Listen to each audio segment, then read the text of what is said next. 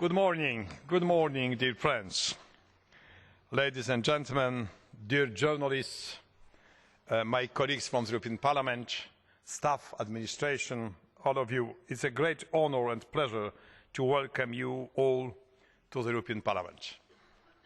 Fourth time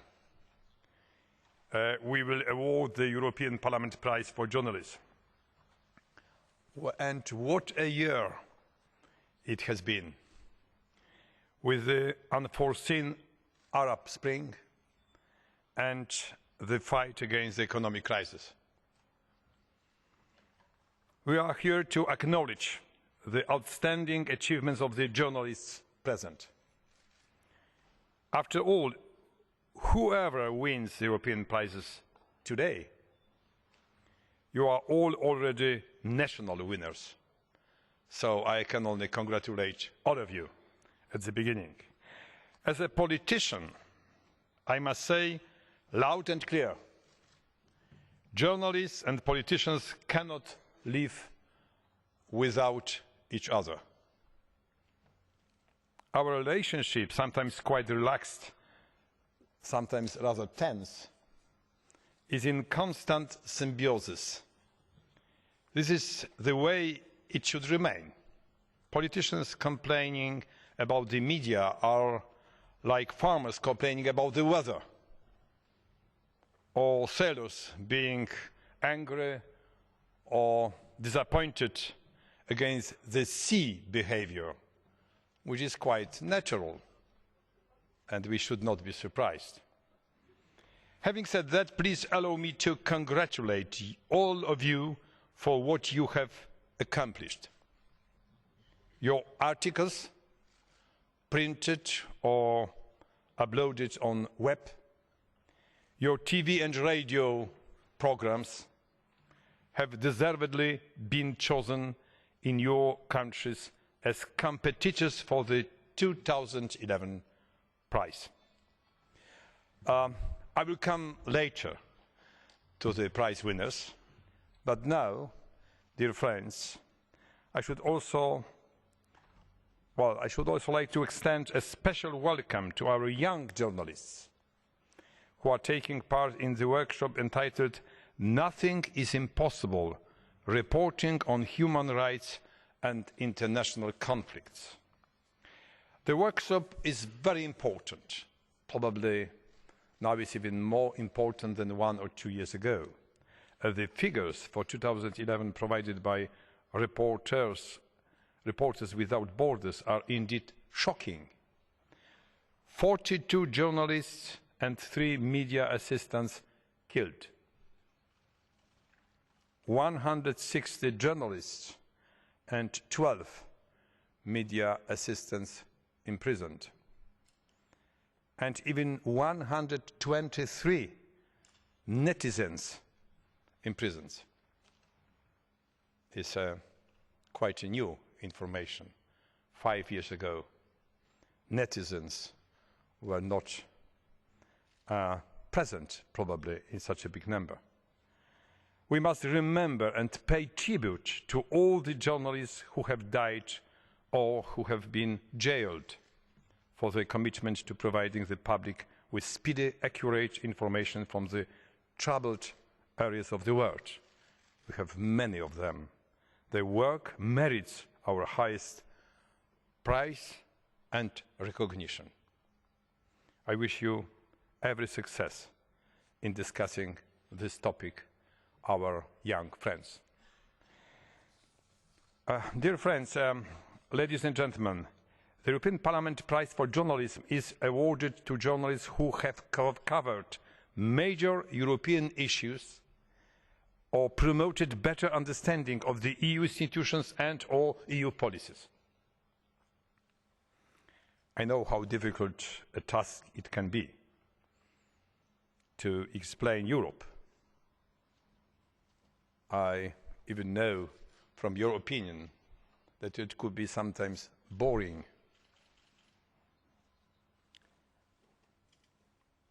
Policies and decisions of the European Union is not easy to understand.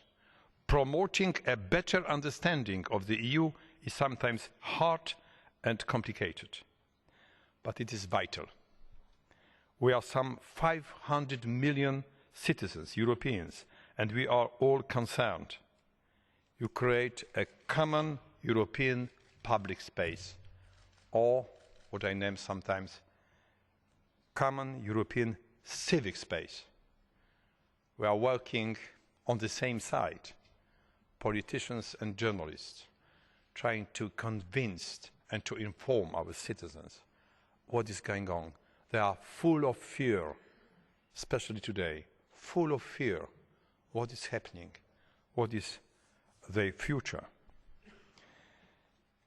Dear friends, ladies and gentlemen, I come from a country where for almost 50 years journalists were not allowed to publish what they saw, to write what they thought, and to speak out about what they felt. I know from my own experience what freedom of expression and freedom of speech means. In these solidarity underground times, you could lose your car on the basis of existing law if in it had been found printed books in underground on printed newspapers. You could also lose your house on the basis of existing law if in it was found a printing machine. So for me, it's of crucial importance what we are doing, also outside European Union. I know how precious these values, these common European values are. What you and your colleagues have been doing for Europe by fighting for freedom of expression and freedom of speech everywhere, all over the world. But your activity is, of course, the most valuable in our own continent, in our familiar Europe. I have always believed that it is even more important to speak to those who vote no, or who are critical to our common integrated Europe. They provide a check and force us to explain our policies better. And sometimes they help point out errors we may have committed. So thank you very much for your effort. We really appreciate your work, even if we sometimes disagree. But it's our tremendous Europe with different opinions. And we know that openness and discussion and dialogue is the best way for Europe also in the future. Dear friends, before we move on to the awarding of the prize, let me first thank all those who have contributed to its success. That is, first of all, you, the journalists, of course, in the EU member states who have taken part and sent in their contributions. My special thanks go to the members of both the national juries and the award jury in Brussels. You are sitting mostly with us. It was great work, and you have read, watched, listened and evaluated thoroughly and carefully all the entries in their spare time, in your spare time.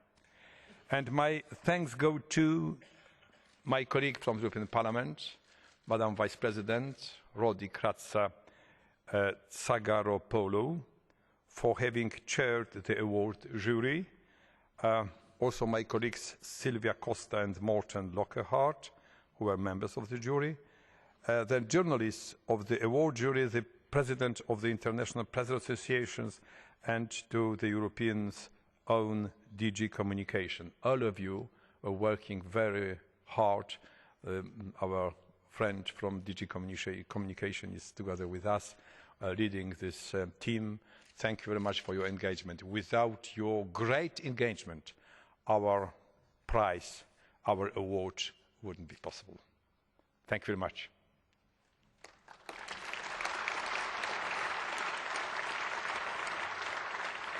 And now, let us begin with the awarding of the prize. We start with the category written press. If I could have an envelope, because I don't know the results, as you can imagine, because I should be also. Okay, the journalists, written press. The journalist presents in detail the story of the creation of the euro. The article is a fast-paced but lucid account of a complex issue and a superb educational tool for understanding the euro, according to the jury.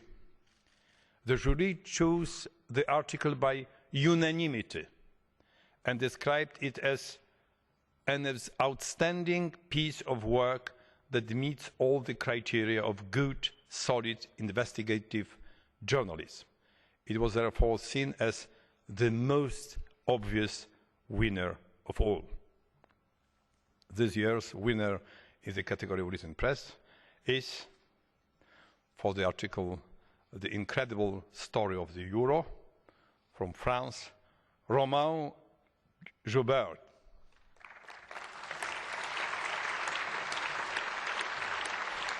Where is the winner? Where is the winner?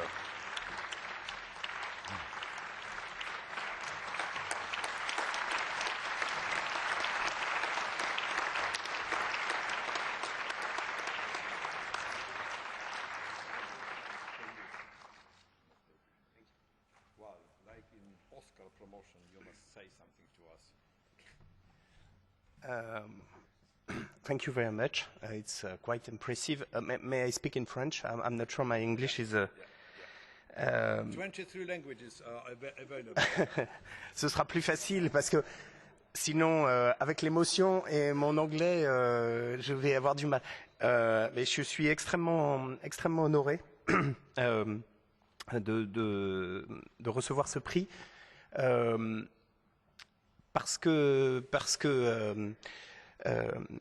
effectivement, enfin, je ne vais pas me permettre de dire tous les qualificatifs que Monsieur le Président a dit, mais le travail sur les questions européennes, ça fait une dizaine d'années que je suis de près ou de loin les questions européennes, et il y a encore quelques années, au moment des discussions pour la Constitution, le traité constitutionnel, ou bien d'autres discussions qui paraissaient très techniques, mes chefs disaient l'Europe, ça n'intéresse pas les lecteurs. Et ça, c'est quelque chose qui revenait fréquemment, et il y avait une sorte d'ingratitude à traiter les sujets européens. Et j'ai toujours considéré ça, au-delà de ma petite personne, comme quelque chose de très injuste. Et évidemment, aujourd'hui, c'est un peu la revanche, entre guillemets, à cause de cette crise financière et qui est une guerre, en fait, qu'ont déclaré les marchés à la zone euro. C'est pas seulement quelque chose de technique où on parle de CDS, de swap, de triple A, de notes financières, de plans d'austérité. Derrière, il y a des hommes. Il y a des sociétés, et il y a des technocrates qui essayent de... Mais il y a aussi un risque, c'est que cette crise ramène le retour des égoïsmes, des intérêts nationaux et du populisme. Alors moi, je ne me vois pas du tout comme un militant de l'Europe, comme un avocat. Je vois juste l'Europe comme une institution, que ce soit le Parlement, la Commission ou bien les conférences intergouvernementales.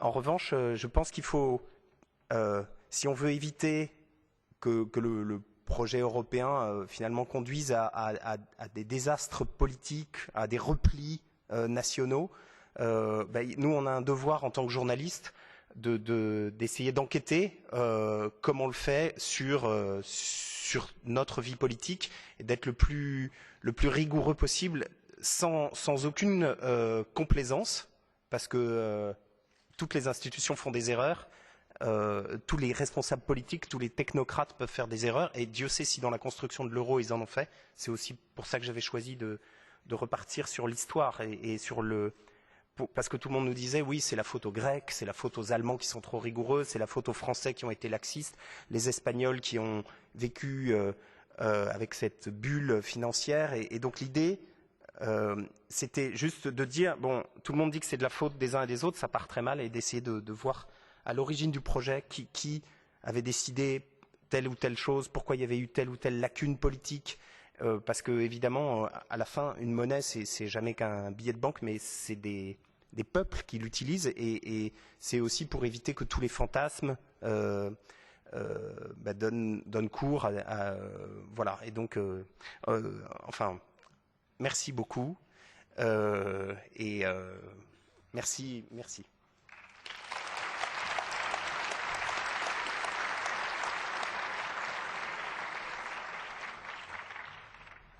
Next category is Internet.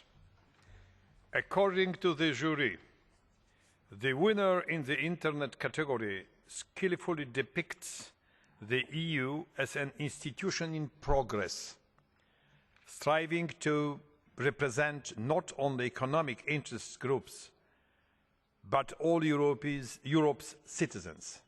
The article describes the EU's capacity to learn from its mistakes, overcome obstacles and move forward. The blogger also reflects on communication. Effective communication about Europe means reaching out to the public by highlighting the variety of EU policies and focusing on their local impact. The winner in the category Internet. For we will have a European Constitution, we just don't know when. From Italy, Massimiliano Nespola.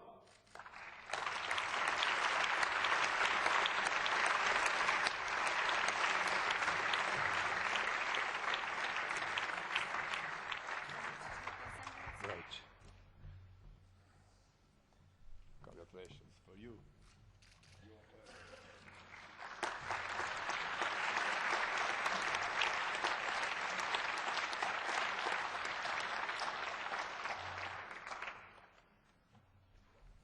To speak Italian is possible, is no problem. Yes. This is my translation here. Thank you. Grazie. Mi scuso, ma parlerò in italiano perché, insomma, mi è stato detto che è possibile. Gradirei appunto parlare del punto centrale dell'articolo, cioè di una Costituzione europea che ancora non è stata scritta perché probabilmente non esiste una ancora Costituzione materiale propriamente vigente, ma c'è l'ambizione a strutturarla. Sul mio blog si può avere una testimonianza di questo, perché ci sono moltissimi siti citati che spesso non comunicano tra di loro. Sono progetti a distanza di migliaia di chilometri che parlano da punti di vista diversi dell'Europa e dell'alimentazione di una sua sfera pubblica. In questi esperimenti che si può vedere in azione la costruzione dell'Europa, il suo tentativo di passare da una fase progettuale ad una fase sempre più interconnessa, sempre più operativa da Stato a Stato. Parlare di questa modalità implica di riflettere su Internet. Internet è un mezzo che ha creato il melting pot dei linguaggi. Internet è un mezzo giovane che, al quale non tutti sono preparati, però appunto è fondamentale utilizzare anche l'informazione di Internet per comprendere bene le prassi delle istituzioni europee, i paradigmi dominanti negli studi europei. Nel tempo, quindi, ecco, tornando al punto iniziale, si arriverà a una Costituzione europea. Lo ha detto Giscard d'Estaing, come affermo nel mio articolo. Forse siamo troppo giovani per vederne ancora la struttura effettiva, ma appunto se si guarderà oltre dalle esclusive ragioni economiche si osserverà il crescere di una volontà politica di costituire l'effettiva unità europea. Per questo scopo si adopereranno gli strumenti del diritto europeo, che è una sfera della giurisprudenza già riconosciuta dai giuristi di tutto il mondo. E in questo modo potrà trovare terreno fertile il riconoscimento dei diritti umani, l'uguaglianza formale e sostanziale dei cittadini in Europa come anche nel mondo. Potremmo dare un esempio anche al mondo e potremmo interagire con il pianeta perché non si ripetano i conflitti tragici. Ce l'insegna in Europa la memoria anche dell'Olocausto, che non possiamo dimenticare, che dobbiamo tener viva e che dobbiamo alimentare. D'altra parte viviamo in un mondo mai così ricco, come ha affermato Amartya Sen, la ricchezza del mondo di oggi è una ricchezza mai vista sulla faccia della terra e bisogna valorizzarla tutti insieme. Ci sono tanti problemi che attendono ancora di essere risolti, il disagio psichico per esempio, la fame, le carestie di un sistema economico che ancora non le ha risolte. Da questo punto di vista, ecco, puntiamo alla perfezione e forse raggiungeremo almeno la sufficienza. Ecco, per quanto riguarda lo scoglio linguistico, ecco, l'Europa ha tante lingue ma anche un tessuto comune che è l'inglese cosiddetto europeo, che è una buona base appunto per comprendersi, anche se comporta che lo studiamo. Appunto, la trasparenza dell'Europa c'è, può aumentare, sono processi già trasparenti, ma magari farraginosi, che è difficile, come diceva il Presidente, difficili da comprendere, quindi bisogna impegnarsi, bisogna sforzarsi, unendo razionalità ed estro, progettualità e creatività, regole e talenti si potrà continuare a costruire l'Europa e gli scettici ci pensino, perché l'Europa è anche per loro. That's all. Well, thank you very much. If you can please stay with us here, please stay here with your prize. You can leave it here, these papers. Yes. Yeah? I would like to ask our previous winner to stay with us all the time, because at the end will be a family photo for all of us. Our photographers will go there to the podium, and we will stand here, all the journalists together. So now our winners, please stay here and wait for the family photo. And next winner is category television. Television category. The television program, what is the name of the program? So maybe I start from the journalist raises the question who should take responsibility at individual, local, national and European level. It is about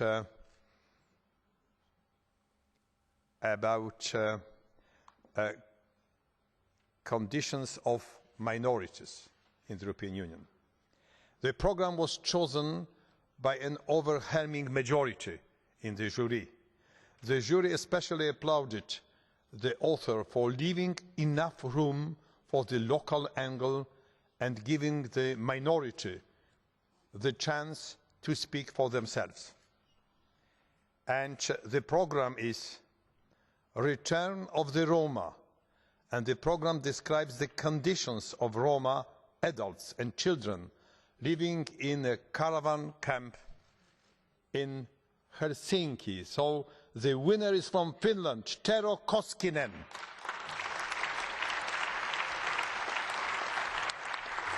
Thank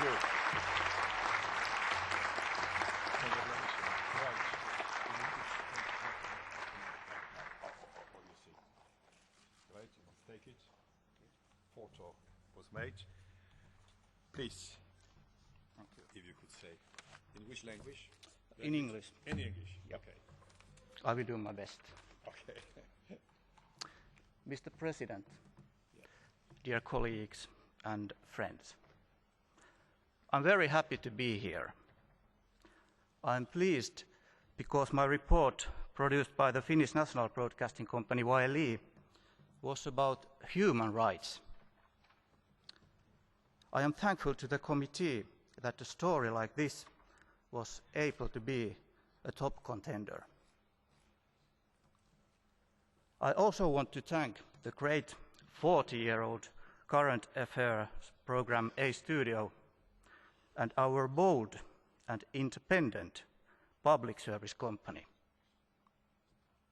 But most of all, I want to thank the Romanian Roma who were bold enough to tell their stories in front of a TV camera. The Roma camp I visited in Helsinki is now destroyed. My home city wants to send a clear message to the poorest minority in Europe. We don't want you. At the same time, my home country joined the list of nations that do not want to pay attention to these mothers, fathers, and children. For many decades, no one in Finland begged on the street. Now we see Roma from Eastern Europe begging. There are 9 million Roma in Europe. That's more than the whole population of many EU countries. The future of Roma all over Europe makes me think about the purpose of the European Union. If the EU fails to help the oppressed, then who can? As journalists, what we can do is go to the camps and listen to the stories of the people living there and to really hear what they are telling us. Thank you very much.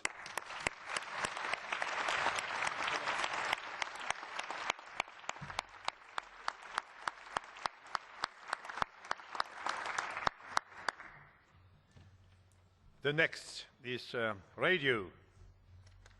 Radio. Last but not least, the radio category.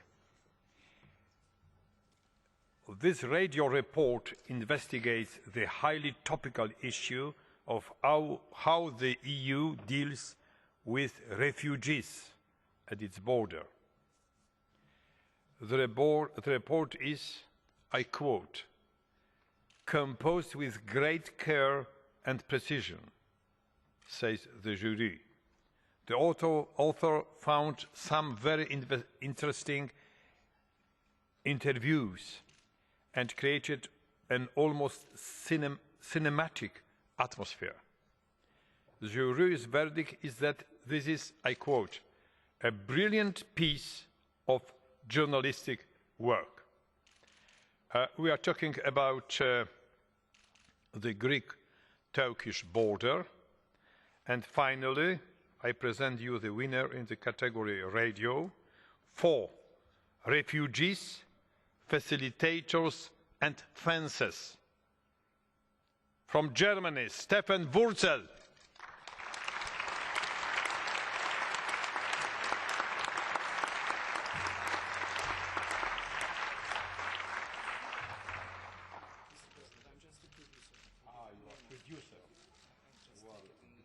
Great applause from yourself, and I understand you now, because you is a great applause for the journalists. Yes. What you can say on behalf of you, our winner, few words. Well, you can stay with this. Okay. Yeah. Thank you very much. I'm taking this award in the name of Stefan Wurzel. I'm just the producer. He's not here today. He's in Japan. But I want to say some words. We wrote it together. Mr. President, dear members of Parliament, dear jury, and dear colleagues. In radio business, there's a saying which is, radio is cinema for the ears. In newspapers and on websites, you have photographs. On television, you have live pictures. And on radio, you have just voices and noises. So a radio report lives on that. In radio journalism, we need good voices and noises to describe situations and places, and people. Our research trip about Frontex at the Greek-Turkish borderline in the small town of Orestiada, we were lucky to get all of this. This was in a time when Greece announced to build a wall at the border. I would like to mention our protagonist, the German police officer, Mr. Gennaro Di Bello. He's Italian origin, but he's German. When we stepped in his police car, in his patrol jeep, he simply started to tell stories about human trafficking, illegal migration, and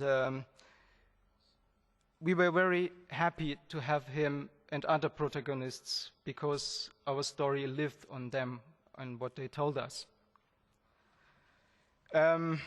Our radio piece is just a small report on the situation in eastern Greece, but it was broadcasted by several radio stations within the German ARD radio broadcast network.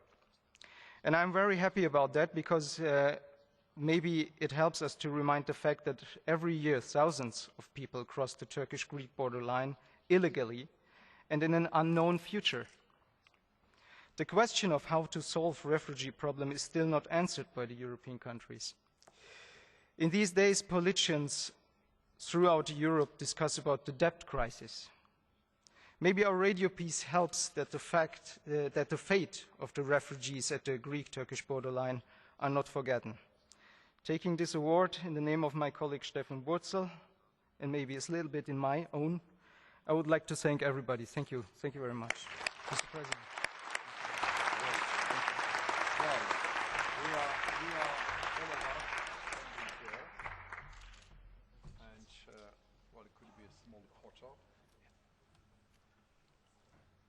Now, I would like to ask my colleagues. I would like to ask my colleagues from the European Parliament and the members of jury to come here in the middle, and we. You want to? Okay. Okay. So one step further. Yeah. I will go in the middle because I'm without award.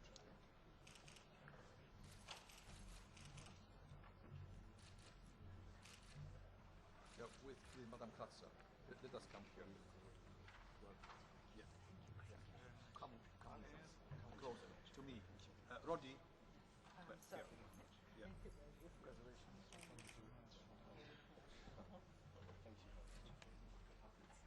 Okay. And now we should move here and photographers.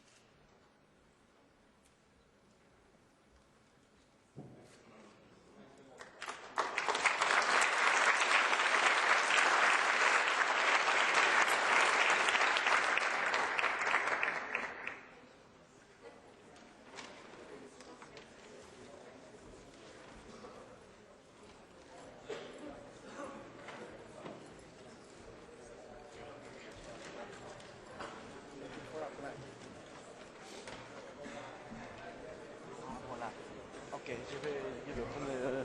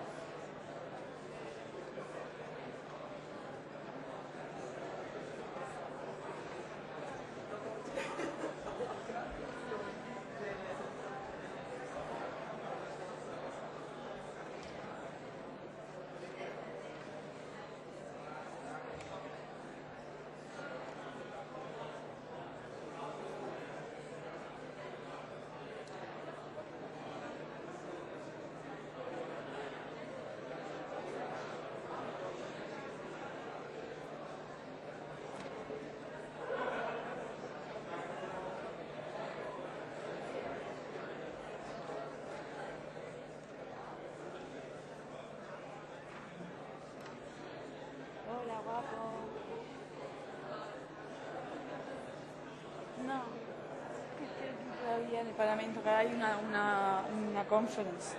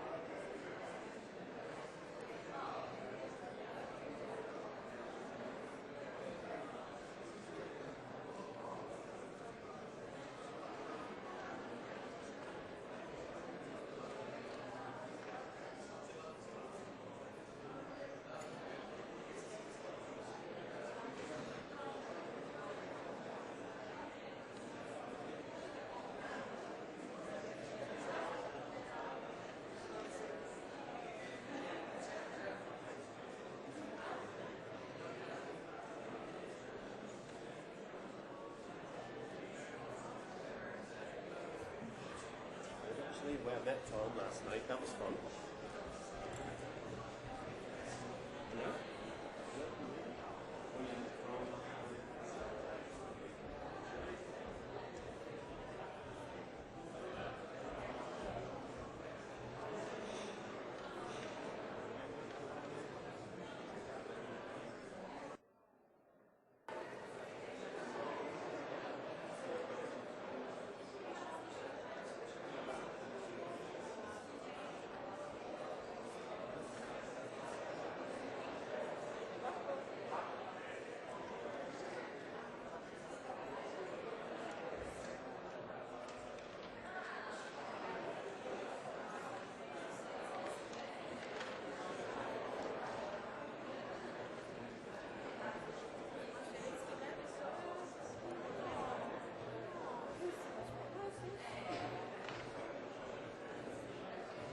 Luotiin, että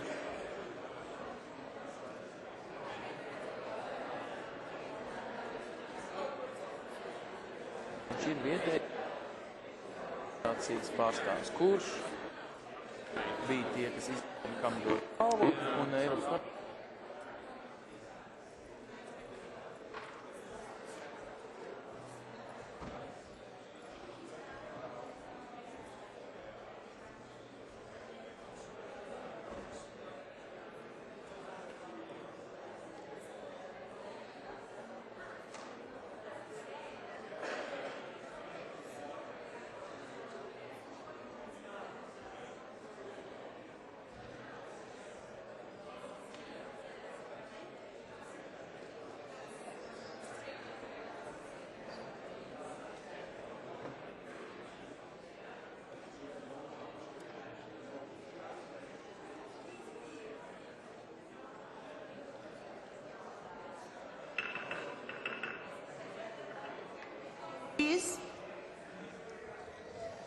Please, can we start, please? Ladies and gentlemen, dear laureates, dear colleagues, I am delighted to welcome you today on the occasion of the award ceremony of the Journalism Prize. I am pleased to observe that this competition has attracted many young journalists from all over the European Union, and I wish to warmly congratulate the awarded journalists. Trust me when I say that our choice was a difficult one, as all of your works were original, well-grounded.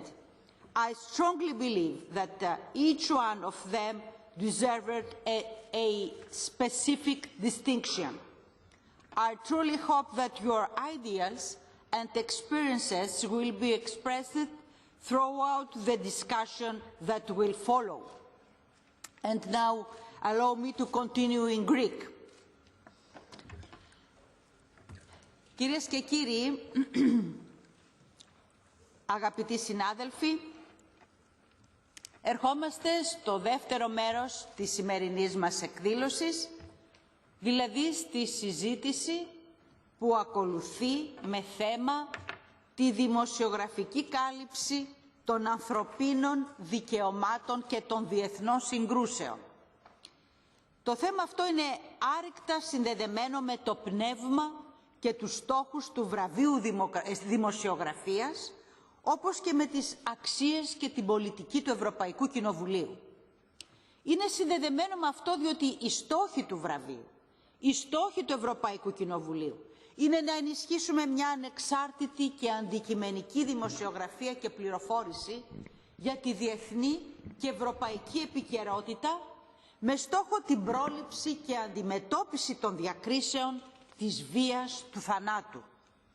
Εστίες σύγκρουσης όπως αυτές στη Μέση Ανατολή, στο Αφγανιστάν, στο Ιράκ, στη Βόρεια Κορέα βρέθηκαν στο επίκεντρο της προσοχής του διεθνούς τύπου και οπωσδήποτε του Ευρωπαϊκού Κοινοβουλίου. Γνωρίζετε τα ψηφίσματά μας, τις αποστολές μας, την ανθρωπιστική και αναπτυξιακή βοήθειά μας. Σε αυτές τις δύσκολες και κρίσιμες καταστάσεις η δημοσιογραφία καλείται να παίξει το ρόλο που της αποθέτουμε και σε αυτό αφιερώνουμε τη σημερινή μας συζήτηση. Πολλά ερωτήματα τίθενται σε εσάς και σε εμάς. Είναι η κάλυψη των γεγονότων αυτών αντικειμενική, ιδιαίτερα σε περιοχές σύγκρουσης, όπου τα γεγονότα εξελίσσονται ραγδαία? Είμαστε σίγουροι ότι μαθαίνουμε την αλήθεια? Έχουμε αντικειμενική ενημέρωση σε σχέση με την προστασία των ανθρωπίνων δικαιωμάτων σε αυτές τις περιοχές κρίσης και βίας? Για το ρόλο των ομάδων εξουσίας, πίεσης, των ομάδων αντίστασης? Είναι δυνατή αντικειμενικότητα όταν έχουμε έντονα, ρευστές, αδιαφανείς και πολύπλοκες καταστάσεις? Τι μπορούμε να ξέρουμε σήμερα ακριβώς, παραδείγματος χάρη, από το τι συμβαίνει στη Συρία? Οι συνάδελφοί μου και οι διακεκριμένοι δημοσιογράφοι, ανταποκριτές που συμμετέχουν στην εκδήλωσή μας, θα προσπαθήσουν να απαντήσουν στα ερωτήματα αυτά, ώστε από κοινού, εσείς και εμείς, να βρούμε τις κατάλληλες απαντήσεις που θα μας βοηθήσουν να επιτύχουμε τον κοινό μας στόχο. Την εξασφάλιση ανεξάρτητης πληροφόρησης, που θα αποτελέσει και την άσκηση για μια πίεση για την ειρήνη και τη δικαιοσύνη. Ο ρόλος των πολεμικών ανταποκριτών είναι κεντρικός και αξεπέραστος σε αυτές τις συνθήκες. Χωρίς ανταποκριτές στις περιοχές κρίσης, η ενημέρωση θα βρισκόταν στα χέρια των κυβερνήσεων και των επισήμων ειδησιογραφικών πρακτορείων. Οι πολεμικοί ανταποκριτές εξασφαλίζουν μια άμεση, ζωντανή, συγκινητική ενημέρωση και συμβάλλουν συγχρόνως και στην ευαισθητοποίηση για την προστασία των ανθρωπίνων δικαιωμάτων από τις αυθαιρεσίες που συμβαίνουν συχνά στις πολεμικές συγκρούσεις. Τους θαυμάζω, τους ευχαριστώ και τους συγχαίρω μέσα από την καρδιά μου. Οι πρόσφατες εξελίξεις στον αραβικό κόσμο κατέδειξαν ότι η αντικειμενική δημοσιογραφία χωρίς επιτόπου παρουσία ανταποκριτών δεν μπορεί να υπάρξει. Κυρίες και κύριοι, δεν είναι τυχαίο που επιλέξαμε το σημερινό θέμα. Οι προβληματισμοί βρίσκονται αυτοί στην καρδιά των δράσεών μας. Γνωρίζετε ότι το Ευρωπαϊκό Κοινοβούλιο έχει παίξει σημαντικό ρόλο στη διαδικασία εκδημοκρατισμού σε πολλές περιοχές, εκφράζοντας επανειλημμένα την υποστήριξή τους στον αγώνα των λαών, όπως συνέβη με την Αραβική Άνοιξη. Αγώνα για ελευθερία, αξιοπρέπεια, δημοκρατία και ανεξαρτησία των μέσων ενημέρωσης. Πρόσφατα ο πρόεδρος του Ευρωπαϊκού Κοινοβουλίου, κ. Μπούζεκ, επισκέφθηκε την Αίγυπτο και την Τινησία και προγραμματίζει μια επόμενη επίσκεψη στην Τινησία και στη Λιβύη για να ενημερωθεί για τις εξελίξεις, να εκφράσει την αλληλεγγύη του Ευρωπαϊκού Κοινοβουλίου σε αυτή την κρίσιμη καμπή της ιστορίας των χωρών αυτών. Προσωπικά και εγώ έχω επισκεφθεί πολλές περιοχές στο Λίβανο μετά την Ισραηλινή επιδρομή αμέσως το 2006,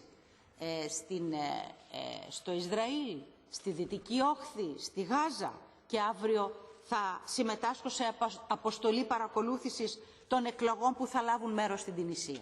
Των πρώτων εκλογών ελεύθερων σε αυτή τη χώρα και των πρώτων ελεύθερων εκλογών μετά την Αραβική Άνοιξη. Θα ήθελα επίσης να σας σημειώσω με αυτή την ευκαιρία ότι ιδιαίτερα το Ευρωπαϊκό Κοινοβούλιο, οι υπηρεσίες του και εγώ προσωπικά δίνουμε μεγάλη σημασία στην καλλιέργεια στενών σχέσεων συνεργασίας μεταξύ των δημοσιογράφων από τις δύο όχθες της Μεσογείου. Για το λόγο αυτό πήραμε την πρωτοβουλία να διοργανώσουμε ένα ειδικό σεμινάριο στις 29 και 30 Νοεμβρίου που θα απευθύνεται σε δημοσιογράφους από τις δύο όχθες για να εξετάσουμε μαζί τους τρόπους μιας στενότερης συνεργασίας, καλύτερης αλληλοενημέρωσης, για να μπορέσουμε να χτίσουμε σε στέρεες βάσεις το κοινό μας όνειρο για ασφάλεια, ειρήνη και ευημερία για όλους τους λαούς της Μεσογείου. Παράλληλα, θα συζητήσουμε για τις δυνατότητες παροχής ουσιαστικής βοήθειας στα μέσα ενημέρωσης των εταίρων μας από την απέναντι όχθη της Μεσογείου και θα παρουσιάσουμε όλα τα εργαλεία και τις δυνατότητες που διαθέτουμε προκειμένου και αυτοί στο δρόμο προς την ανεξαρτησία και την ελευθερία των μέσων ενημέρωσης να χρησιμοποιήσουν τις κατάλληλες πηγές για να προάγουν την ευρωμεσογειακή συνεργασία. Αγαπητές φίλοι και φίλοι, Γνωρίζετε καλά, αλλά δεν αντιστέκομαι στον πειρασμό να το αναφέρω ακόμη μια φορά, πόσο το Ευρωπαϊκό Κοινοβούλιο προσπαθεί να διευκολύνει το έργο σας και πόσο η συνεργασία με τους δημοσιογράφους αποτελεί ένα κεντρικό κομμάτι της πολιτικής πληροφόρησης και επικοινωνίας. Σύντομα θα σας υπενθυμίσω τα ενημερωτικά σεμινάρια που γίνονται στις Βρυξέλλες και στο Στρασβούργο, τις προσκλήσεις του Ευρωπαϊκού Κοινοβουλίου για να παρακολουθήσετε τις ολομέλειες στο Ευρωπαϊκό Κοινοβούλιο, τις δυνατότητες που έχετε να παρακολουθήσετε όλες τις εργασίες μας μέσω δορυφόρου και υπολογιστή, καθώς και μέσω του τηλεοπτικού μας καναλιού Europal TV. Αποδίδουμε επίσης ιδιαίτερη σημασία για την διαδραστική επικοινωνία μας μέσω του διαδικτύου, του Facebook και του Twitter ιδιαίτερα, μέσω των οποίων προσπαθούμε να καταγράψουμε άμεσα, γρήγορα, τα γεγονότα που συγκλονίζουν τον κόσμο, τις απαντήσεις του Ευρωπαϊκού Κοινοβουλίου. Παράλληλα, οργανώνουμε και σεμινάρια προβληματισμού για το ρόλο των μέσων μαζικής ενημέρωσης. Σήμερα, στη νέα εποχή με τις ραγδαίες τεχνολογικές εξελίξεις που επηρεάζουν και τη δική σας και τη δική μας δουλειά και τη σημασία που αυτά έχουν τόσο για την πολιτική δραστηριότητα όσο και για το ρόλο των μέσων ενημέρωσης. Με αυτές τις σύντομες σκέψεις και πληροφορίες θα ήθελα να ολοκληρώσω αυτό το χαιρετισμό μου και να σας ευχηθώ μια πολύ ενδιαφέρουσα συζήτηση, χρήσιμη για όλους, που θα αναδείξει προκλήσεις και υποχρεώσεις για αντικειμενική ενημέρωση, ηθική δέσμευση, προσωπική και συλλογική αποστολή για να υπηρετήσουμε τη δημοκρατία, την αλήθεια και τη δικαιοσύνη στον κόσμο. Στη συνέχεια θα ήθελα να σας πω ότι λόγω του ότι πρέπει να λάβω μέρος σε μια άλλη εκδήλωση που διοργανώνεται από την Επιτροπή Περιφερειών, θα παρακαλέσω τον εκλεκτό συνάδελφο, τον κύριο Λόγκεγκαρτ, ο οποίος δίνει πολύ από το χρόνο του, το προσωπικό του ενδιαφέρον και το κοινοβουλευτικό του έργο στην πολιτική ενημέρωση, ως αντιπρόεδρος της Επιτροπής Πολιτισμού, να προεδρεύσει και να συντονίσει αυτό το πάνελ.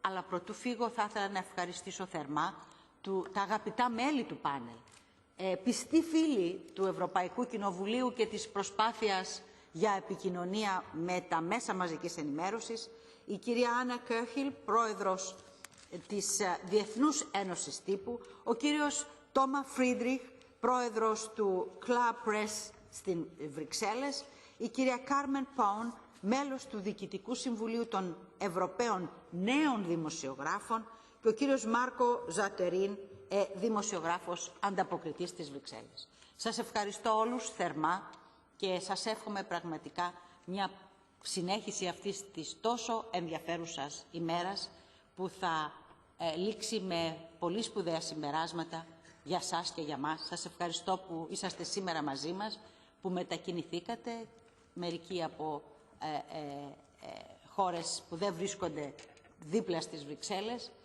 Πιστεύω ότι όλοι στο τέλος θα είμαστε δικαιωμένοι από την επένδυση χρόνου που κάναμε για αυτή την ενδιαφέρουσα συζήτηση. Σας ευχαριστώ πολύ.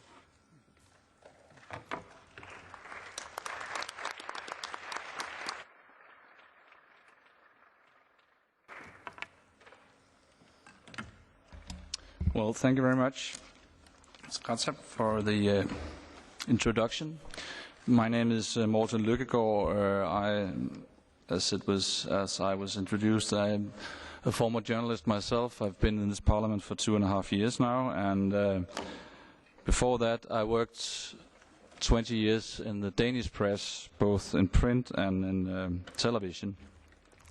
I'm also the author of a report which was voted through the parliament last year about the communication policies and the idea of creating a European public sphere, or maybe the lack of a European public sphere, but that's another discussion. We are here today to discuss another topic, and I think that when I heard the question, is the reporting objective, I must admit that I'm always reacting a little skeptical when I hear the term objective linked to journalism, because as far as I know and as far as I've been educated, one has to be very careful about the whole idea of being objective. I'm used to the term controls to be control subjective anyway, because this is not about being objective in the sense that you're not having an angle on things, you're not having a starting point of your reporting, and I think that so even starting with the question, is the reporting objective, making me a little nervous, but I guess some of you will have some ideas on that also. I think maybe we should have a first round here in the panel about the issue of reporting from war zones, international conflicts, just to have an idea on what the panelists means of these things, what the positions are. So I would like to start from this end over here, and maybe you could, since we don't know each other that well, maybe you could introduce yourself also in the same context. So please start. Thank you. Well, I was not ready to start, but I'll do my best. My name is Marco Zattarina. I'm the Brussels correspondent for the Italian daily newspaper La Stampa. I've been around in Brussels for a while. Previously, I was the economic and finance editor at La Stampa, so I've been working for La Stampa for 16 years so far.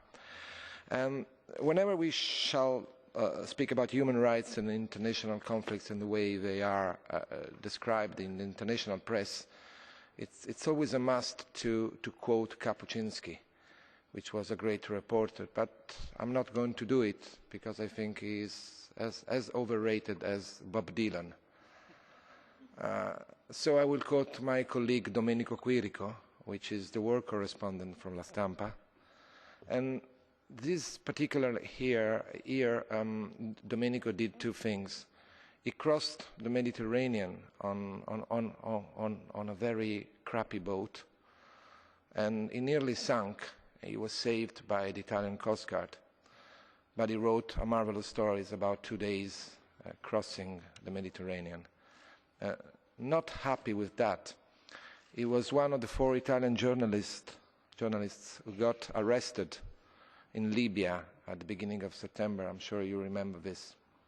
And his driver was killed.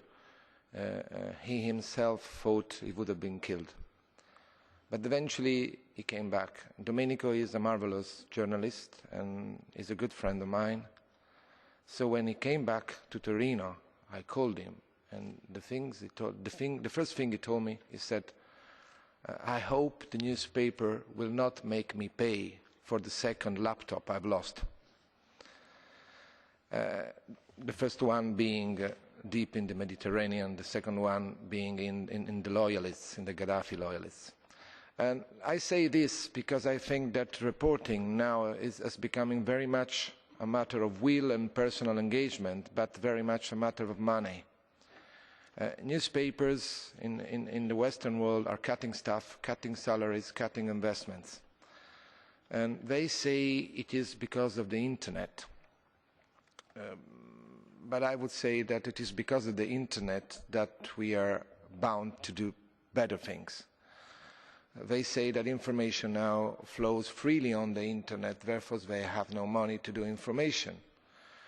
But I do not personally believe that Internet and newspapers are enemies. Internet is just a new evolution of the newspapers. So what we shall do is, what newspapers should do is try to understand that, that there is a new way of communicating, that the newspapers will survive in a different way, that the Internet and the other medias, telephones, whatever, are the new opportunities. Having said that, they will have to invest in communication, they will have to invest in new opportunities for the medias, which means more quality. And there we come with the coverage of international crises and human rights problems. Now, these are things which become interesting for the audience just in the moment in which there is a very, very, very major crisis. But the problem is that when there is not a major crisis, it doesn't necessarily mean that there is no problem.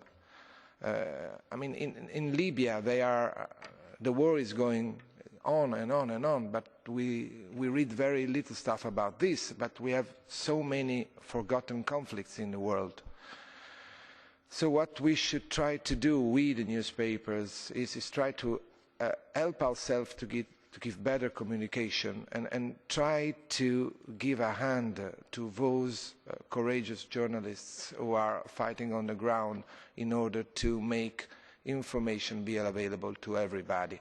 Therefore, it is necessary to invest from the point of view of the journalists. It is necessary, the newspapers, it is necessary for the newspapers to tell the audience that if they want quality, they must pay, and then use this money wisely to invest in quality and good communication. Now, we've seen that the Arab Spring was fueled by the new medias, and that's good news.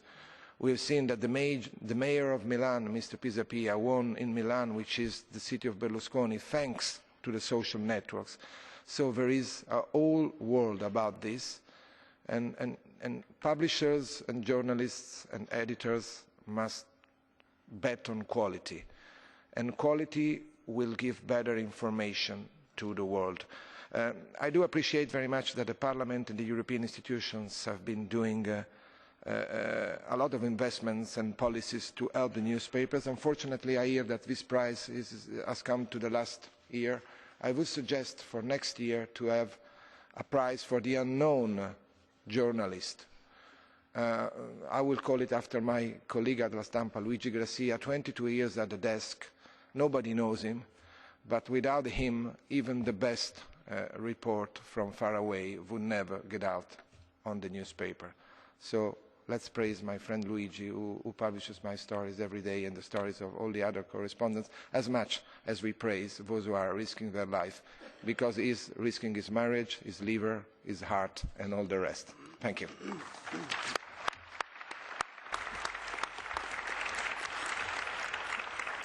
Well, thank you very much. We will take that idea on board, I think, for next year or next year again. Next one is Mr. Friedrich. Thomas Friedrich, I'm science editor for the German newspaper in Brussels since nearly 15 years now. I was never among war correspondents in the hot regions of the world, but I experienced the so-called Cold War in former Germany, and I experienced in Berlin the famous breakdown of the Berlin Wall, which marked, and not only me personally, but which created a new area on this European continent. And this was really the beginning of a new area, and we can see it every day here in the European Parliament. The family of the European Union has become broader and wider, and this is our big success. But we are still are facing areas of conflict even in Europe. And just recently, a colleague of us from the Egyptian TV station, he experienced here in Brussels, in the capital of Europe, filming in front of the embassy of Syria, that he was threatened by police not to do his work. And it was the International Press Association, and Anne Carril, who is the president, will perhaps mention it as well. So the Cold War is behind of us, but we still have to defend the freedom of press, and we have to defend the European workplace of the foreign correspondents here. And then Brussels, as the capital of Europe, is a city in the world where the most foreign correspondents are located. Not even in Washington they have so many.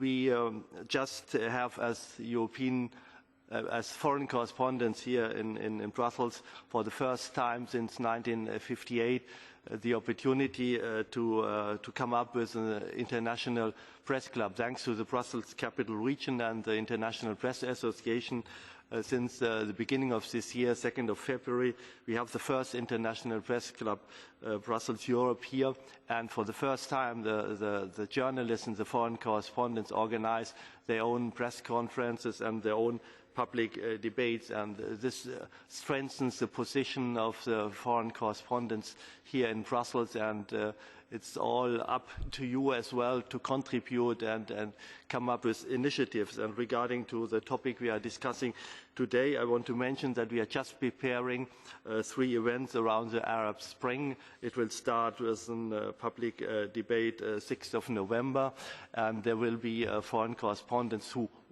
worked in the regions which are now called Arab Spring, and they will contribute and they will tell us what the situation is at stake. So the Press Club Brussels Europe, we defend the freedom of press here on the European continent, but shoulder and shoulder with the correspondents all over the world.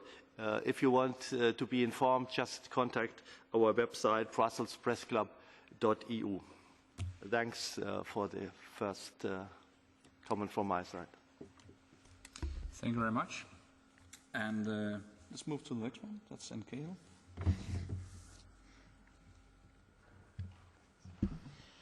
Hello, my name is Anne Cahill. I'm from Ireland and I work for an Irish newspaper. I'm also the president of API, the International Journalists Association here in Brussels, and I'm very proud to be. You know, most of my life has been spent as a journalist in a relatively small town, in a relatively small country, in a relatively small continent. And the idea of being a journalist and you want to go and you want to slay the dragon and you want to save the world and you find yourself stuck behind a desk armed with a phone and a laptop and chained to the diary events that your news editor demands. And you dream maybe of being the intrepid correspondent in the desert or the jungle, in famine-stricken lands, war-ravaged, dominated by dictators.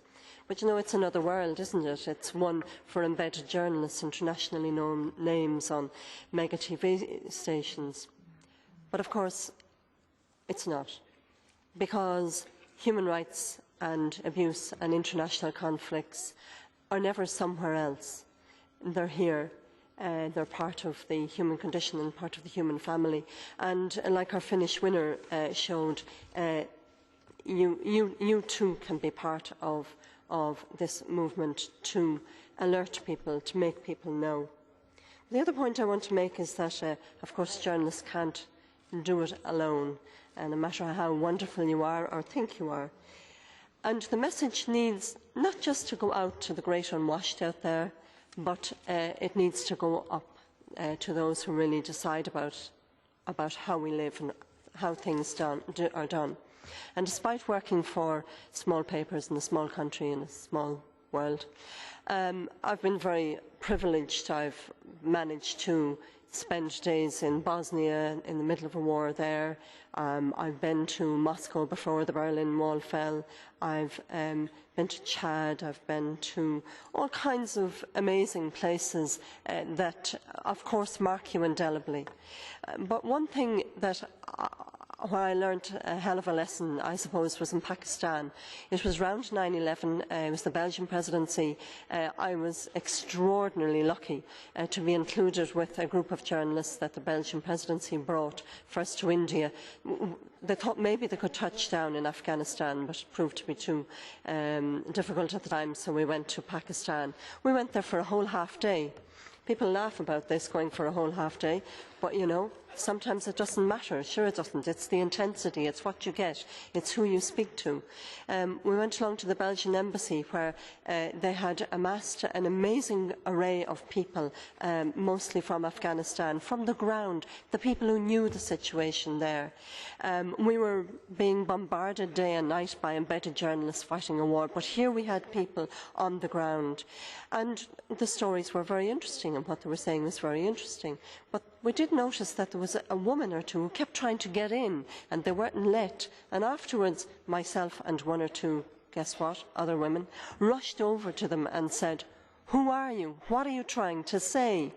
And they said, "We're from Afghanistan. We've been teaching girls in underground schools for years, and we want to tell you about it. Well, we were the only people they got to tell that day, because when they tried to approach the politicians, their interlocutors said, no, these are radicals, we don't need to hear from them. We were kind of lucky in one way, because A, we got to write about it, but B, we did get back on the flight with the Belgian politicians, the EU presidency, and we did get to tell them. And unfortunately, I don't think it made any difference, because we were then at another very, very interesting event here in Brussels, where it was women. Mary Robinson, who was UN Human Rights at the time, stood and she said to them, you have 15 minutes of fame, you have 15 minutes in which to get your message out. But unfortunately, I don't think it's going to be enough, and I don't think you're going to be able to do it.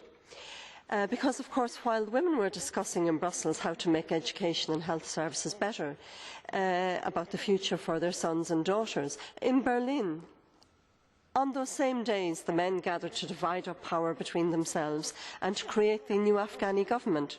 And just last night I got an invitation if I'd like to come and interview a group of Afghani women who are doing a tour of Europe at the moment. Included with them is Masouda Jalal, who was the only lone female candidate for the Afghan presidency elections in 2004. And the women are back. They're back here in Europe. They want to raise awareness about Afghans' women's opposition to bringing the Taliban back into Kabul government. So you don't need to be anywhere. You don't need to be embedded. You don't need to think or worry about objectivity. You need to listen to the stories. You need to join the dots. And you need, the one thing that struck me so much listening to our winners here today is how proud you are to be a journalist. When you hear that people are involved, people are committed, people know the difference between right and wrong. And you know, really, once you know the difference between right and wrong, objectivity, it's a side issue, really, I think. Thank you very much.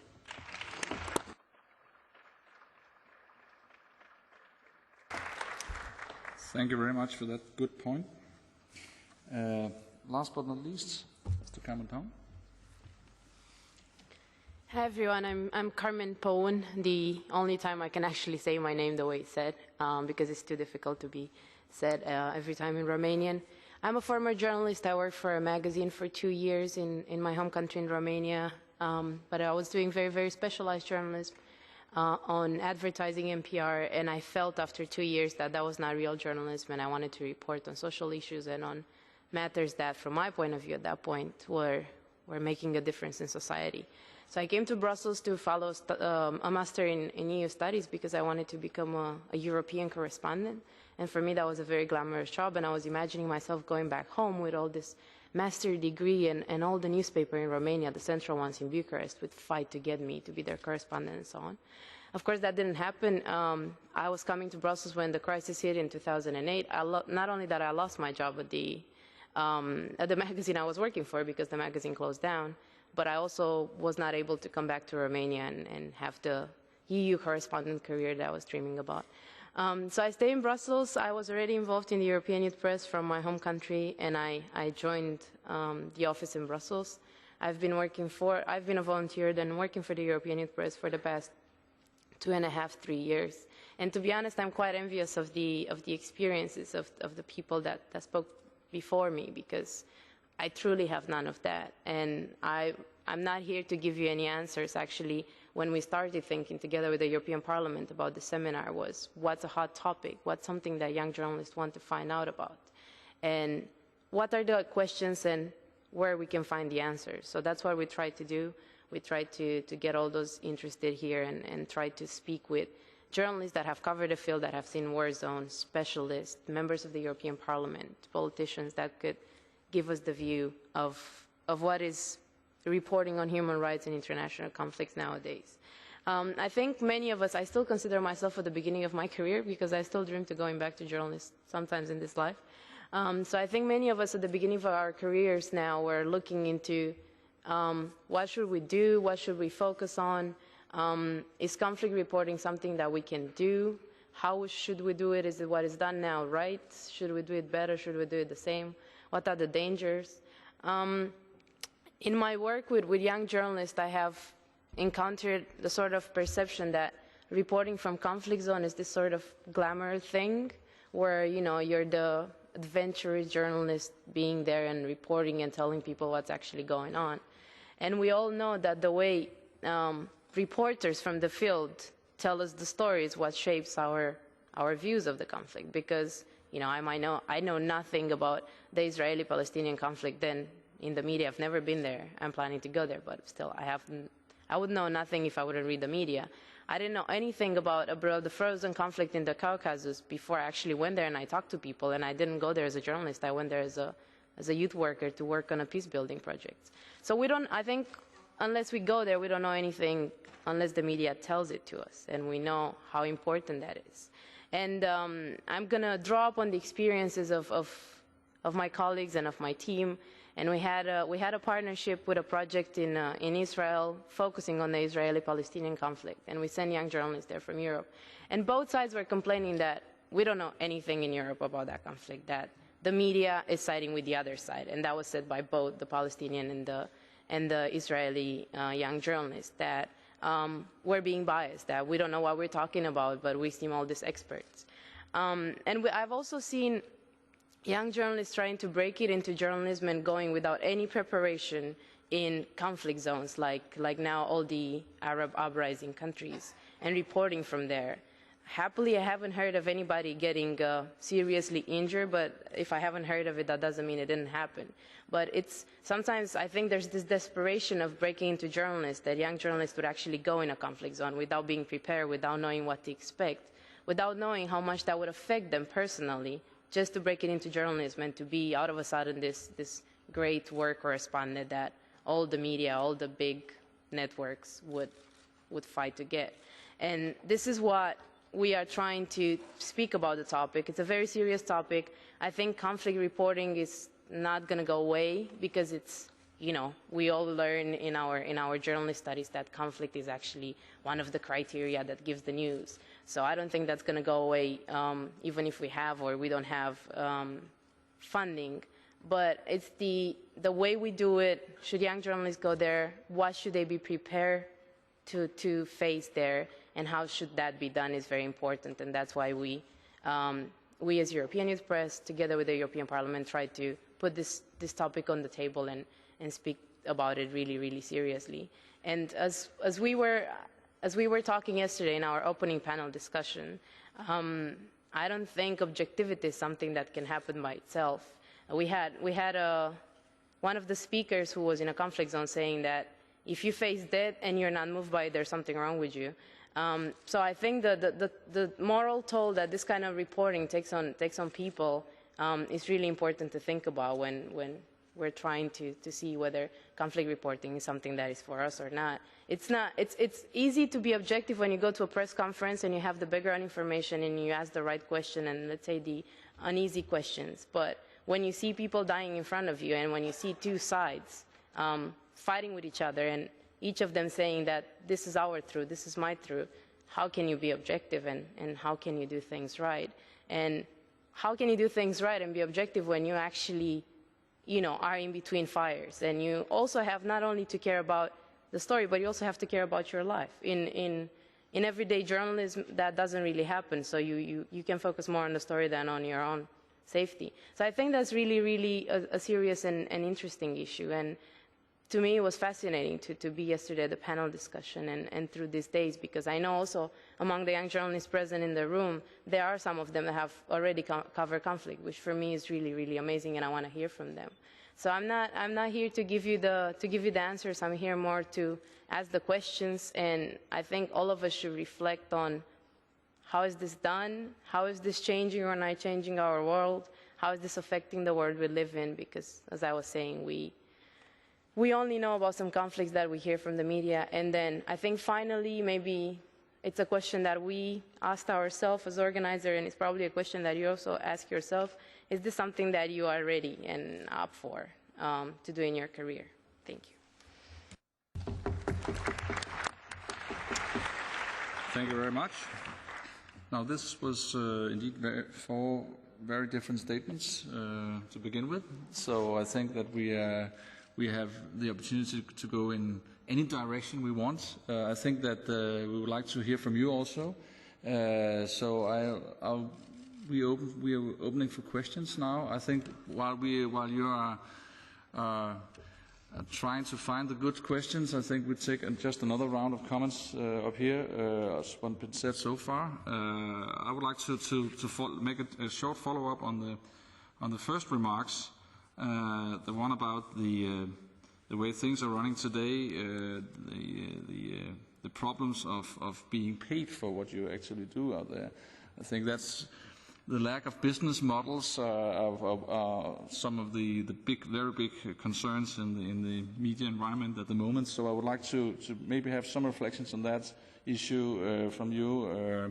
What can be done? What should be done in order to get a good, decent conflict reporting, which actually is paid for? What can be done, or can we only rely on the social media so far if we want reporting from conflict zones? Could I have just a few remarks on that? Yes, I wish I knew.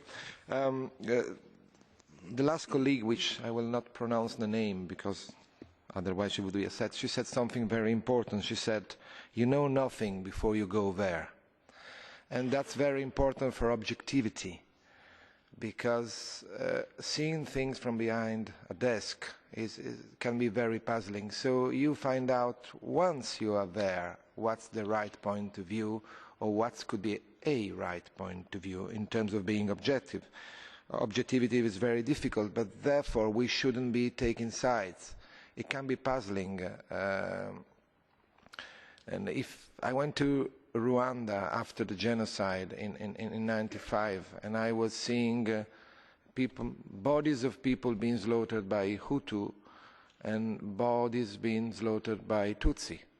So we thought Tutsi were the good guys because they have been slaughtered by the Hutus first.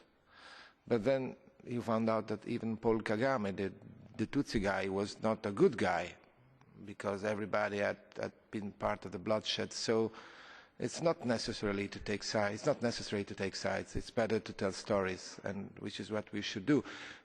As far as the solution is concerned, I think that the way is again, I said it before, it's quality. If you see The Economist, which is one of the few magazines who's not losing copies in the world, is because they have a very little number of people doing the desk and a huge number of correspondents around the world. Once you buy The Economist, you buy stories, you buy a point of view, you buy stories that you probably would not read anywhere else, because they are investing on quality. And this is, I guess, the only way, because with quality you will convince slowly the audience that if they want to read good stories, different stories, objective stories, they've got to pay for it. Because the web, in the long term, will offer you free stories, which most of them will be rubbish. So it's a phase. It takes time, but I'm very confident that eventually we'll get there with a new model of industry, which will mix everything up. It will be a cocktail of medias and a cocktail of information, which will be led by quality. If not, all the press will die, and I will be very, very sorry, and I guess you will be sorry too. Just a follow-up question to that. How do you foresee future conflict, the coverage of future conflicts then, if you have this breed of quality journalists paid for their jobs decently, and I guess another group of journalists, or what do we call it, covering the conflicts just with social media, with maybe just to be there on without having an agreement on who to pay for it. These groups, different groups, how do you foresee the future concerning, for instance, the Middle East? It is very important to get people a decent pay, a decent salary. And for example, in the past few weeks we have had this movement of the indignados going around Europe, and their brand of information on the website was very good, but therefore, was it objective? It was the indignados giving news. But then it was a form of information, and I use it very much, and I had the police information and the indignados information, and then you should attempt, at least, to give it a try. And of course, in the Arab countries, in the North Africa, Afghanistan, Far East, there are new movements which are giving free information somewhere, maybe for the first time. They will do it for free, they will do it for passion, they will have to be checked by the press anyway. But I do not see a future of journalism and a future of information, and information it's important for everybody, if these people cannot make a living out of that. Because I myself, as I guess everybody else, started without being paid. And I worked for 5 years without being paid. Eventually, but I was 19, 20, 21. Eventually, at 26, I started having a decent pay at the end of the month. Nonetheless, I would have gone, wouldn't this happen, I would have gone somewhere else. I would have become somebody working in a bank or maybe a drummer.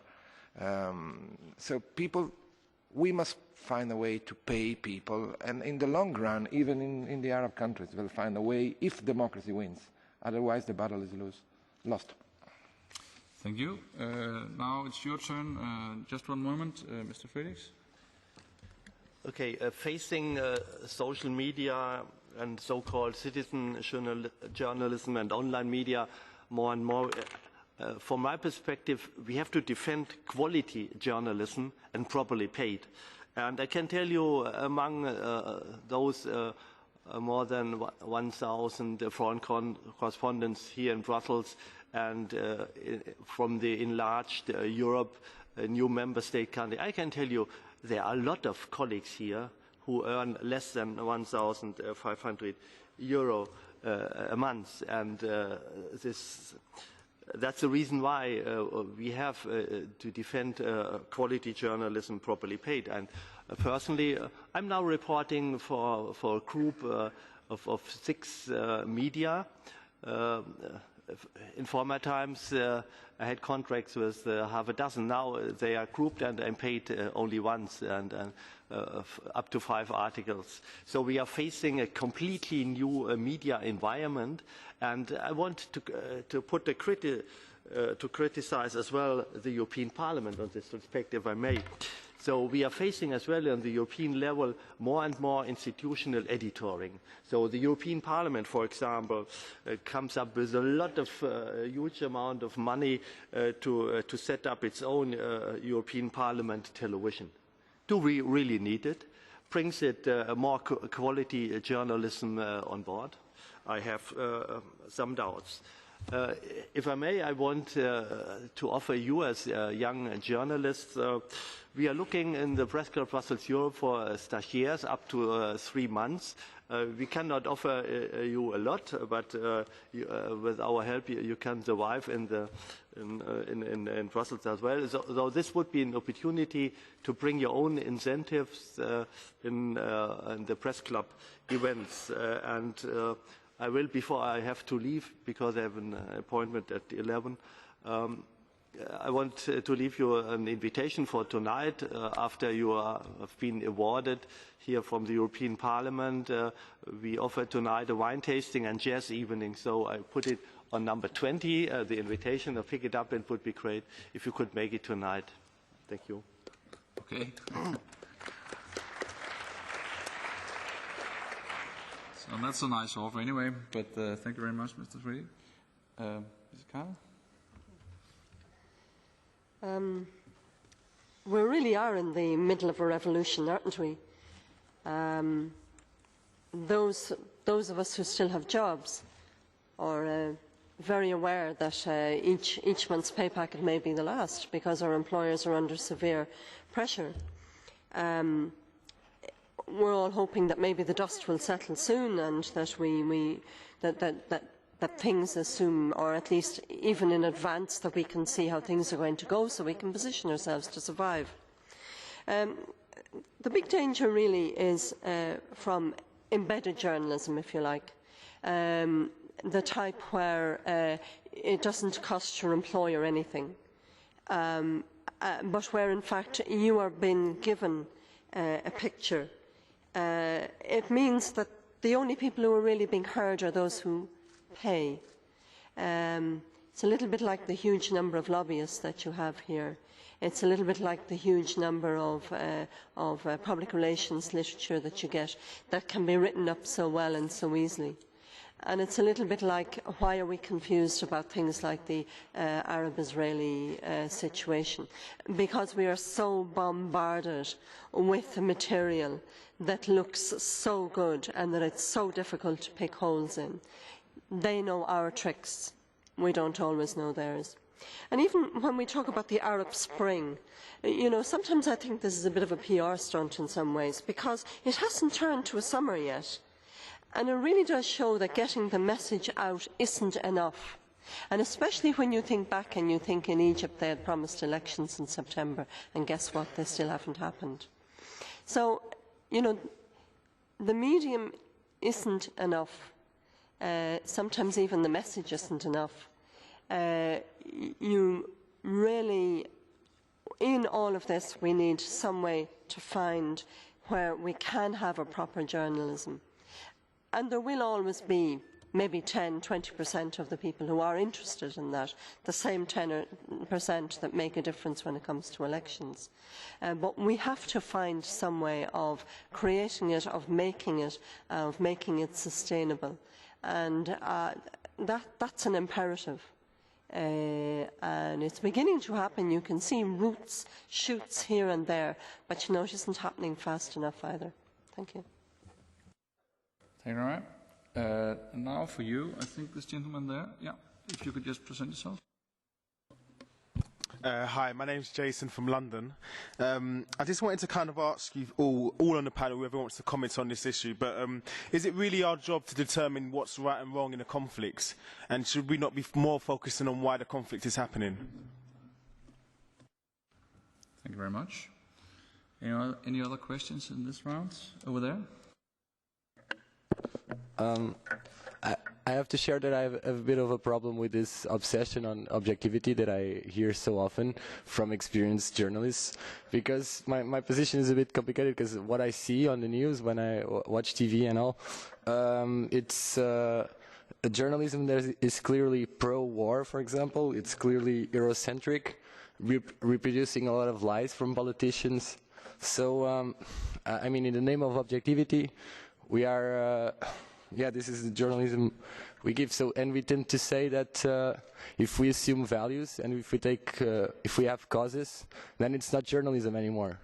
So I wonder, why shouldn't we assume that we do journalism for peace, and why can't we just change this obsession for objectivity to obsession on honesty, and just assume that I have values as an individual and I have causes to promote? Yeah. Thank you very much. Any other? We can just have one more in this round. Any other questions in this round? Doesn't seem so. Oh. Maybe you could start this one by this. The first one. Is it our job to judge right and wrong?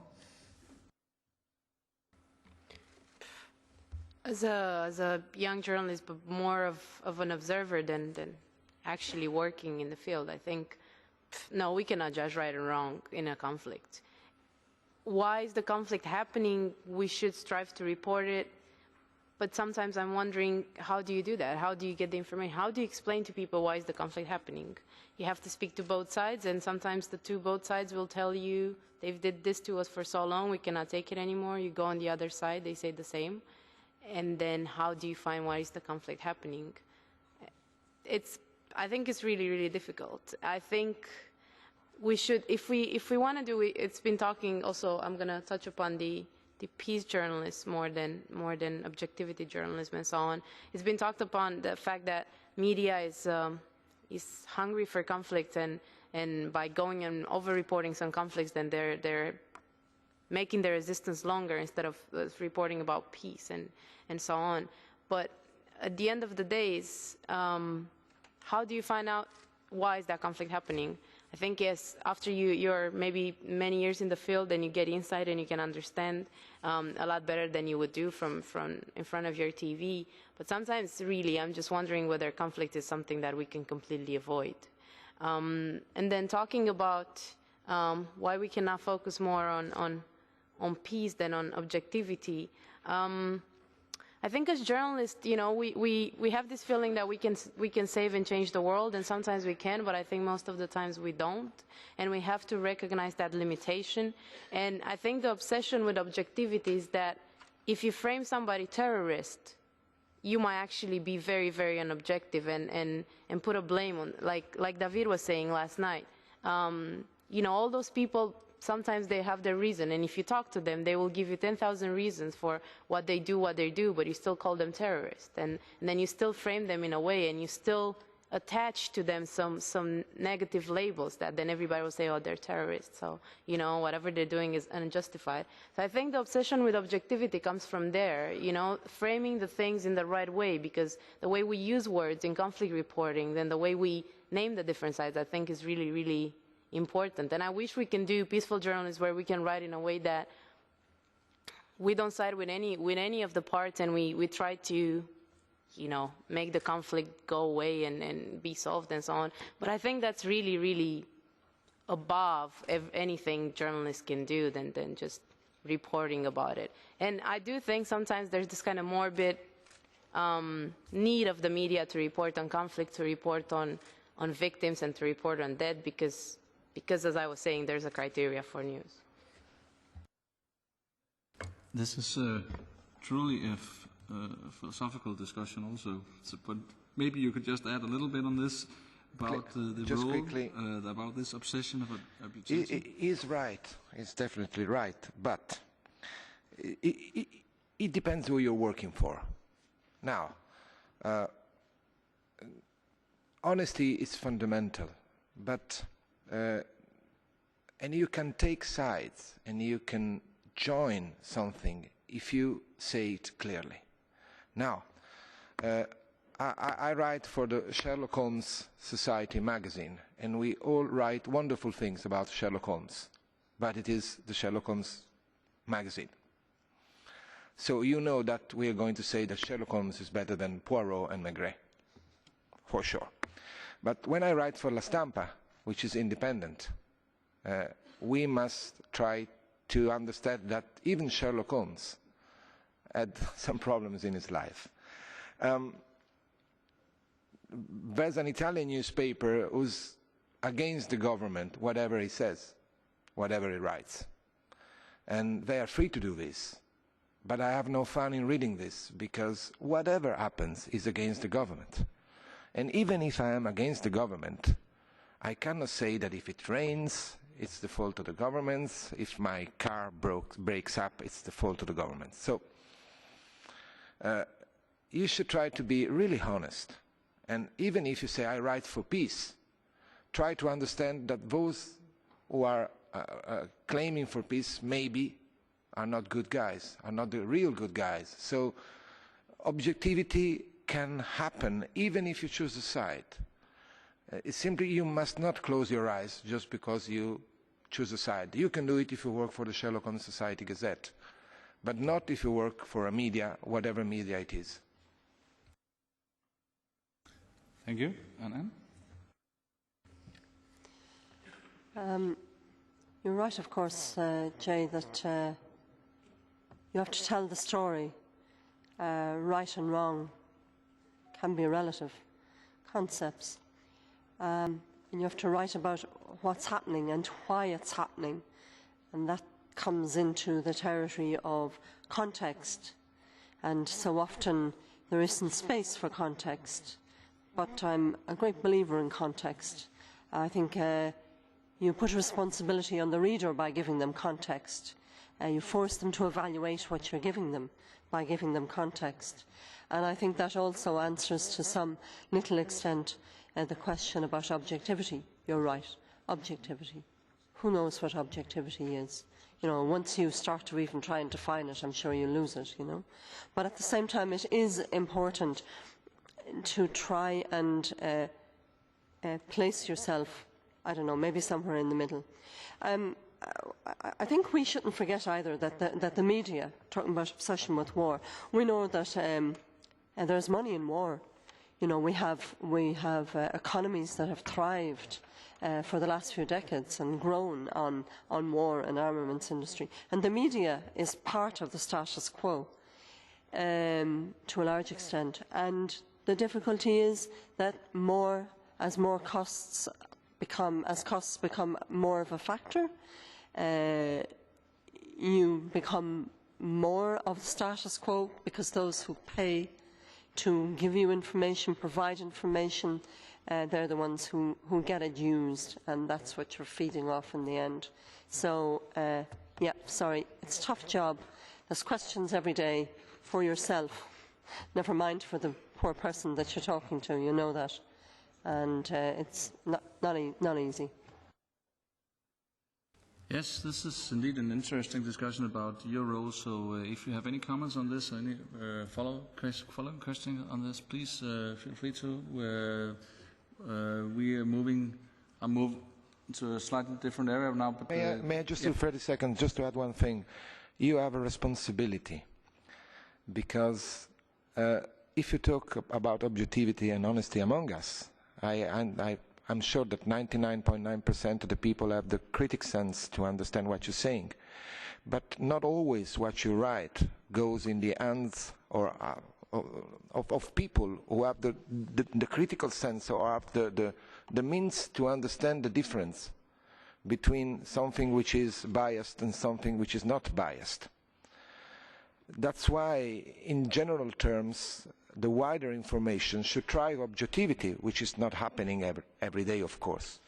Because if on Rai News, number one, you start saying, you start broadcasting fake information and biased information just because the first TV channel in Italy is owned by the government, just because, okay, the journalists accept the government and they talk about the government and they only say good things about the government, then I must pretend them to be objective, because they are talking to 6 million people, 7 million people every night, and that's the only source of information from them. Therefore, we all have a responsibility, and each of us shall respect it every day, just to give the good example. Thank you very much. Is any other questions on this? Comments? Yes, over there.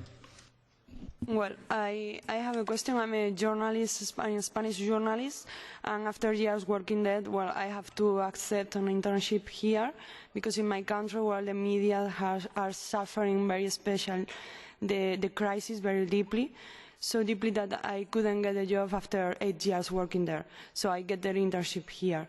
And getting paid for working as journalist, getting well paid, is kind of impossible. I came here and I listened the very same things that I heard there, like that the journalists should get better paid in order to guarantee the job quality.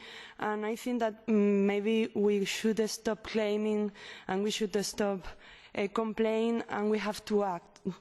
You just said that we are in the middle of a revolution, then the Indignados movement has become global. I question myself and I question you, shouldn't we as journalists become proactive in this movement or in another movement that we can create, which is the way to be independent, critical, and get well paid, or at least in my case, to get a real job as a journalist? Thank you. Thank you very much. Any other comments or questions to this part? It doesn't seem so.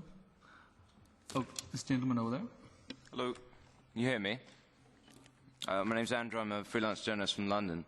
I would say just a comment on objectivity. The problem is that most people don't look for objectivity.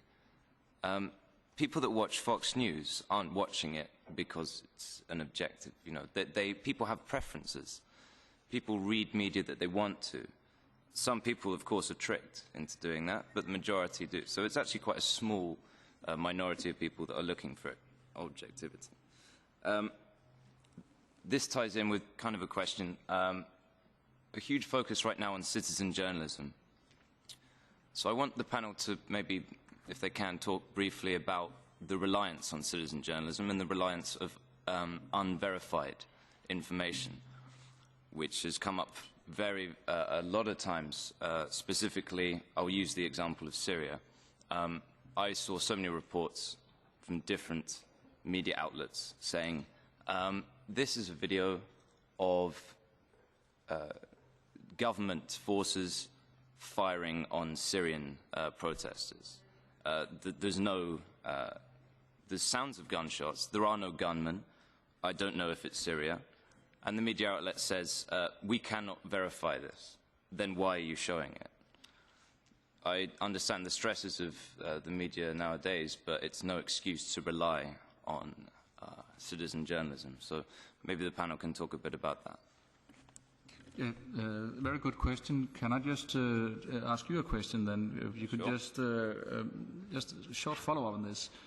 What is your own opinion about it? About this kind of journalism?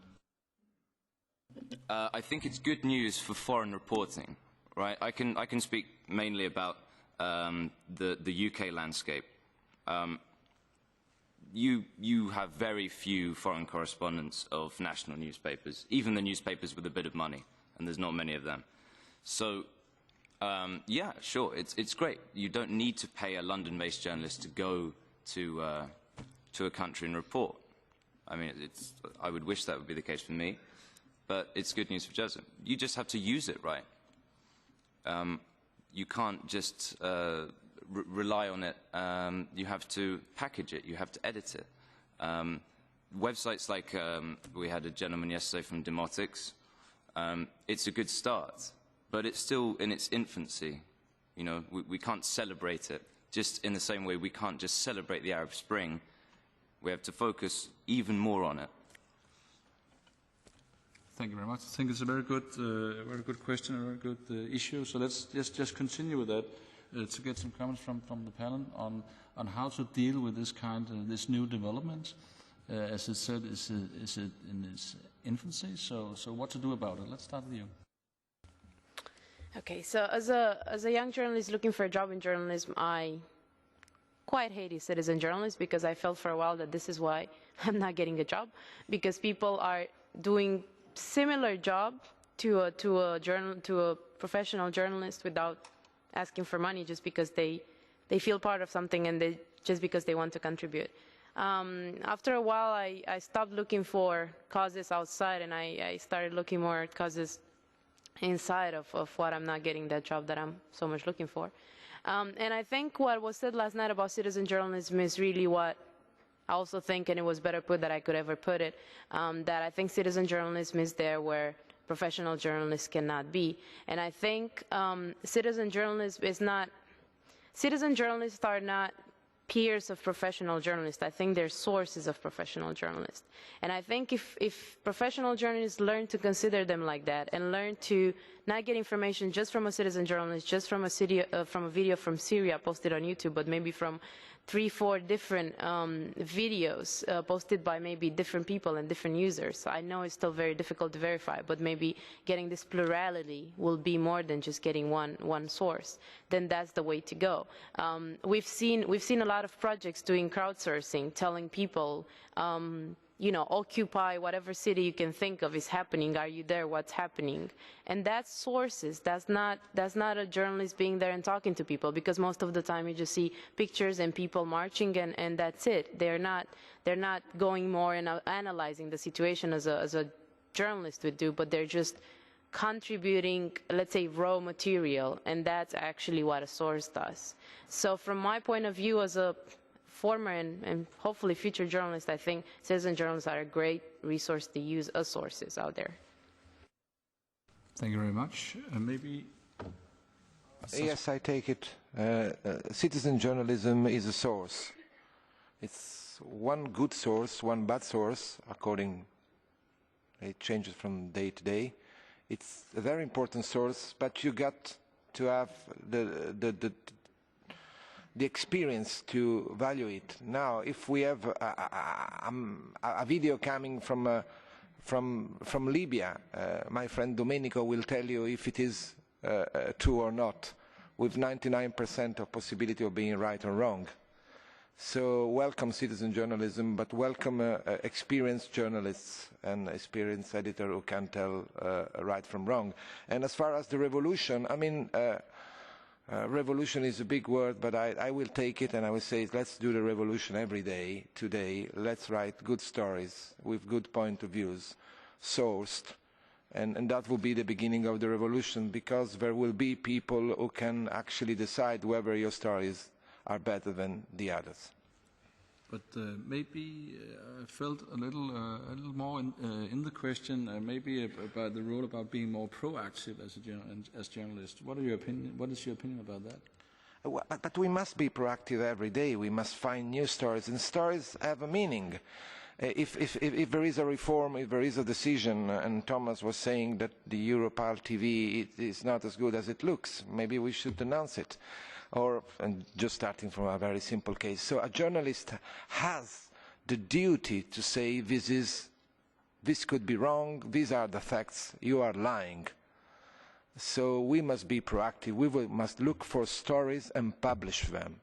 And try, whether it is possible, and sometimes I do not know, to publish good stories, true stories, and facts. And good stories have very, very, very long legs. Ask the Italian blogger who made the defense minister from the UK leave his post because he had been lying about somebody traveling with him. So long stories good stories have long legs. And another follow-up question here concerning the idea of citizen journalism. Do you think the established media environment is critical enough? You're talking about using it as a source, and that sounds credible and nice, but isn't it the fact that many of these things are just published because it's cheap and it's entertaining? My former editor used to say that not all the assholes work in our newspaper. So there's plenty everywhere. Sometimes a good story looks very, very good. And I had a deputy editor who say, don't spoil a good story by telling the truth. I do not agree. Anne? Join the revolution. You know, we're in the middle of it, we're part of it. And everything you do and you don't do contributes, or otherwise. I try very hard to hang on to the life raft that I'm in, and hopefully I keep a weather eye out to see, okay, so where's this revolution coming? Where is it going? How can I be part of it? How can I contribute? Because we are in the middle of it. Getting paid, it's so important, isn't it?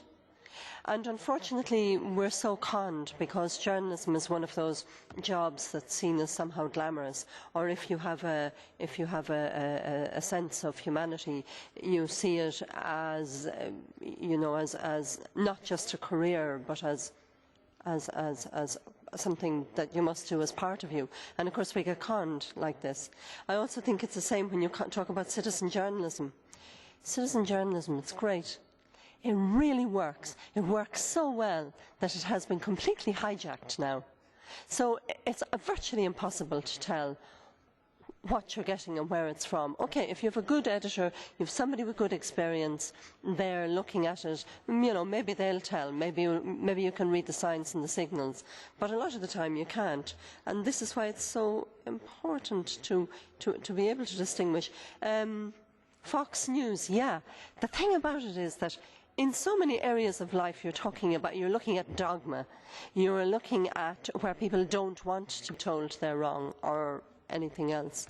And this, of course, is what Fox News delivers, isn't it? You're either right or you're left. You tune into the media that agrees with you. You block out the rest of it. But, you know, a very interesting thing, the Guardian newspaper is one of the biggest online papers in the US. Because after 9/11, for some reason or other, the Americans were looking, or a certain number of the Americans were looking for news from another source other than the continuous thing they were getting at home. And they latched into The Guardian. They liked its coverage. It wasn't just American-centred. So it shows you that there is an audience out there. It's not 100% of the people, but you know, it doesn't need to be. And that's where I hope the revolution will go, that it will produce a journalism that's true, and that it will find a platform where it can survive economically, because it has to survive economically. That's the kind of the world we're in. Thanks. Thank you very much. Going on with this, I think we also need a round more about the new technologies and the possibilities that they provide. Since we now have these enormous amounts of new technologies, we have Facebook, we have possibilities of covering each and every conflict from within the conflict itself. It seems to me that we are facing a whole new set of challenges and problems that we are going to cope with as journalists. How to do that? Do you have any idea of how to deal with this technology revolution? We can use this word in this context. How do we incorporate these technologies, still talking about quality, still talking about having decent journalism, objective journalism? How to do that? Let's go. I'll take a round with you, and then we go back to... Yeah, I just had a small question to you, because you said, mentioned in the beginning that you were talking about the public realizing that they want quality, and if they didn't realize this, you'd be sorry. Like free papers like Metro Express in Denmark, I come from Denmark, are some of the most read papers in Denmark, and they claim they also play a really crucial role for democracy. But like when you're referring to the public, like which public are you referring to? Are you referring to the really educated public? And how can you imagine, like, do you have an idea of how their strive for quality should begin? Or yeah, and also like which public you're referring to, and yeah, thank you. Let's take another one there. Yeah, and tying into that public, you talked about the new technologies that is in fact excluding a huge part of the world's population that is not connected and has not these technologies. And what are we doing then if now all the media are using citizen journalism and excluding, or not excluding, but that means that less people get educated journalism jobs? What would happen to the information that normally would reach these unfortunate people? Yeah. Thank you. Any other questions, reactions to this? Yes? Yes, I'm an Italian journalist.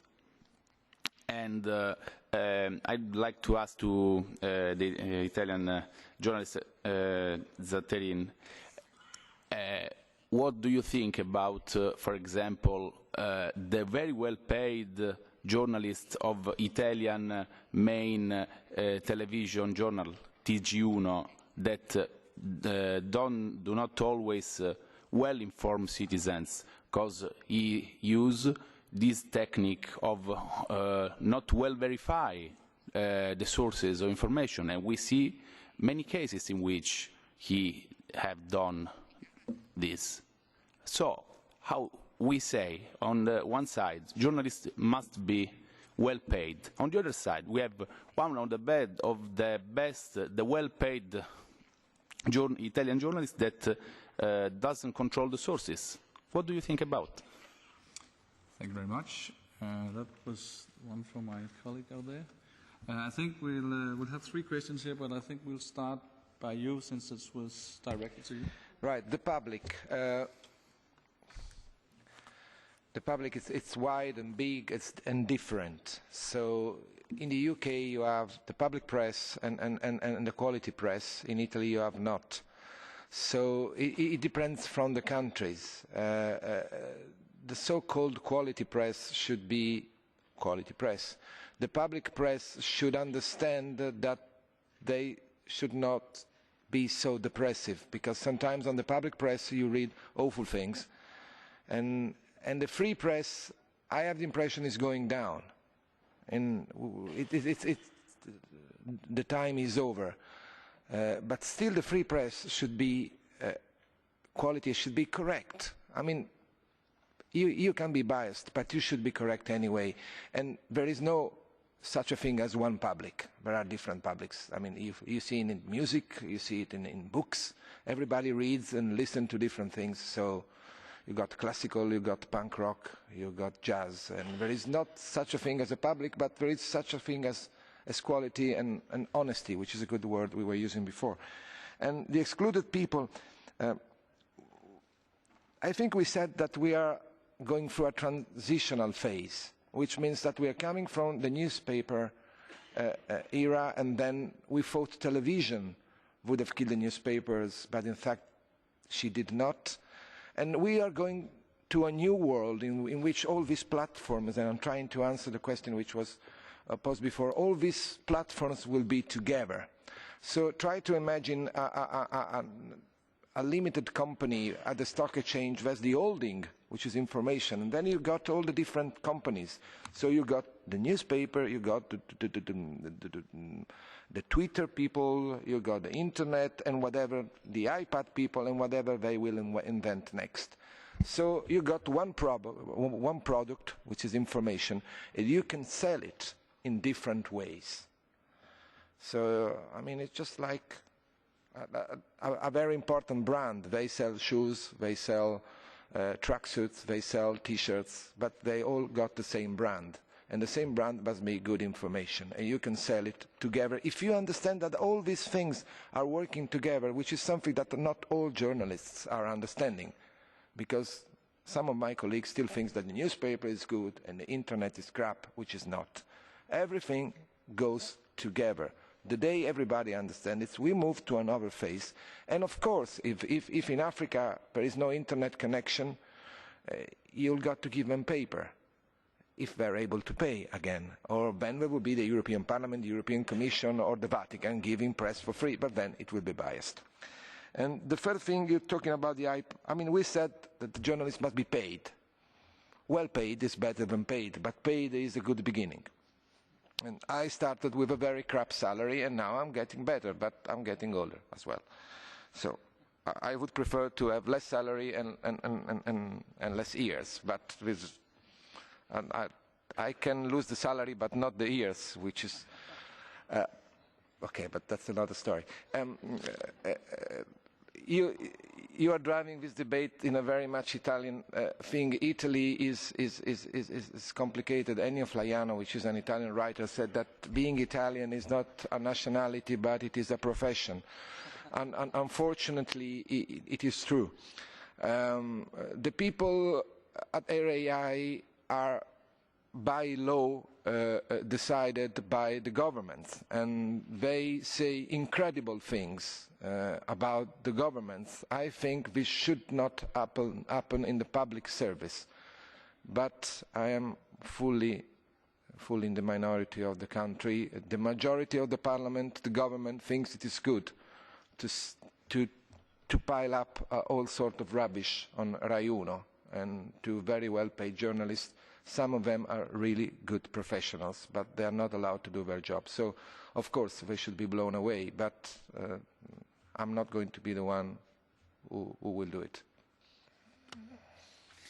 Yes, it's complicated with the Italians. I must say, concerning the people in Africa, I think that most of them, many of them actually have mobile phones, and so we have a whole new media platform there. That's the latest I heard about what's going on in the East Africa.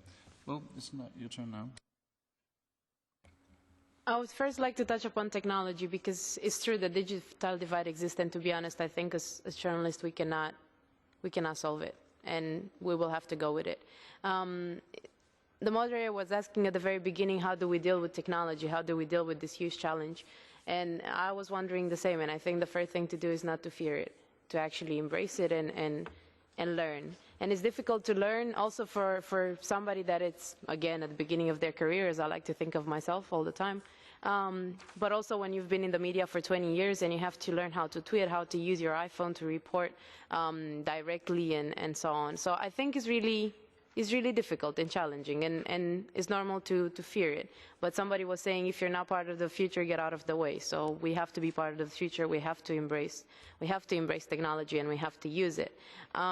When you were talking about the digital divide, I remember my first 7 years of my life were spent in a really small village in southern Romania with my grandparents. And back then, so about 20 plus years ago, we only had one TV channel, which was the national TV channel. In my hometown, in the capital, we had like 3 or 4, but when I was going to the countryside, where it was like my permanent residence until I went to school, there was only one TV channel, and that's what we were watching. And I think it happens now also that there are TV channels that are broadcasted, like the national ones, that are broadcasted just in those areas that are difficult to reach, where they exist, and those are also incorporating the use of social media, the use of citizen journalists. So it does somehow get to the people that don't have access to internet and so on, as we all do. But I think we should find ways to reach the people that don't have access to technologies, to TV and to mobiles and so on. But that doesn't mean that we don't have to embrace technology, because not everybody has access to it. And I think we have to be realistic and to be honest, that's never going to happen. Probably you won't have 6 billion, 7 billion people all connected and all able to use the same resources as everybody does, because that's the world we live in, and we have to face it.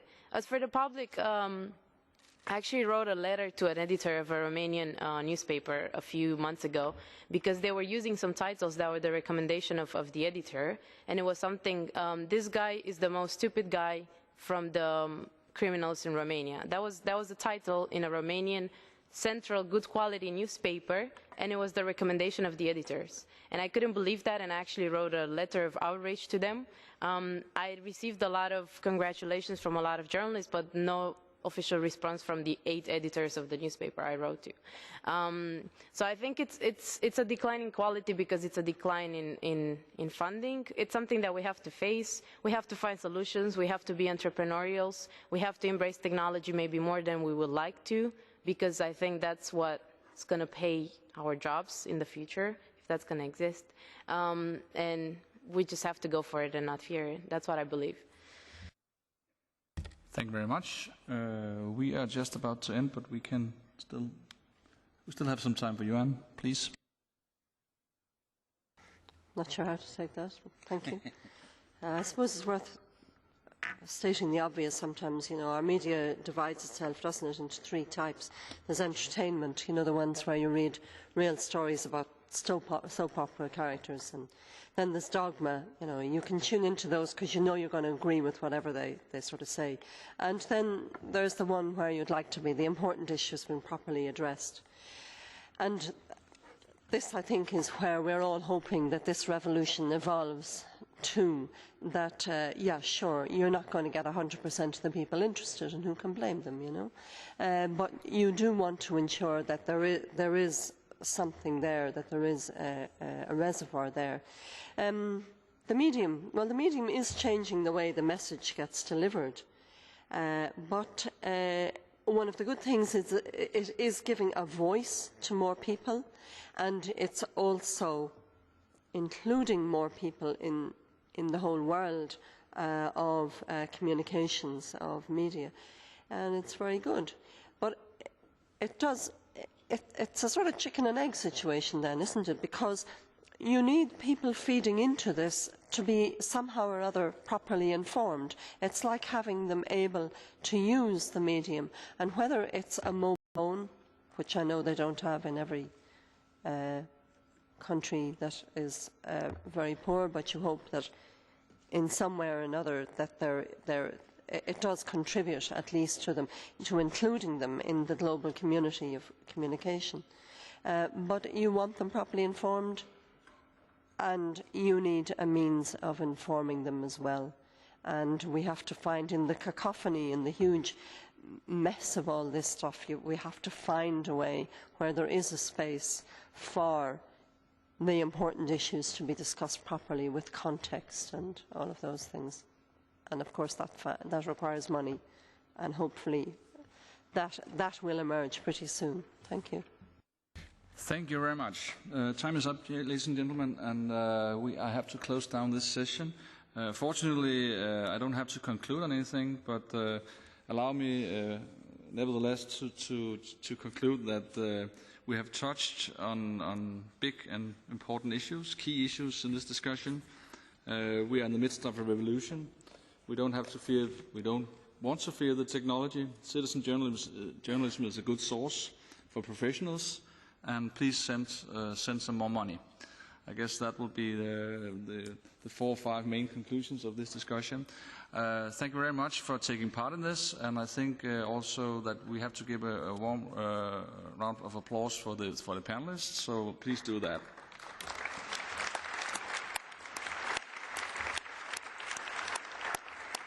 It's been a pleasure being here, and hopefully you will all get good jobs and get well paid in this time of austerity.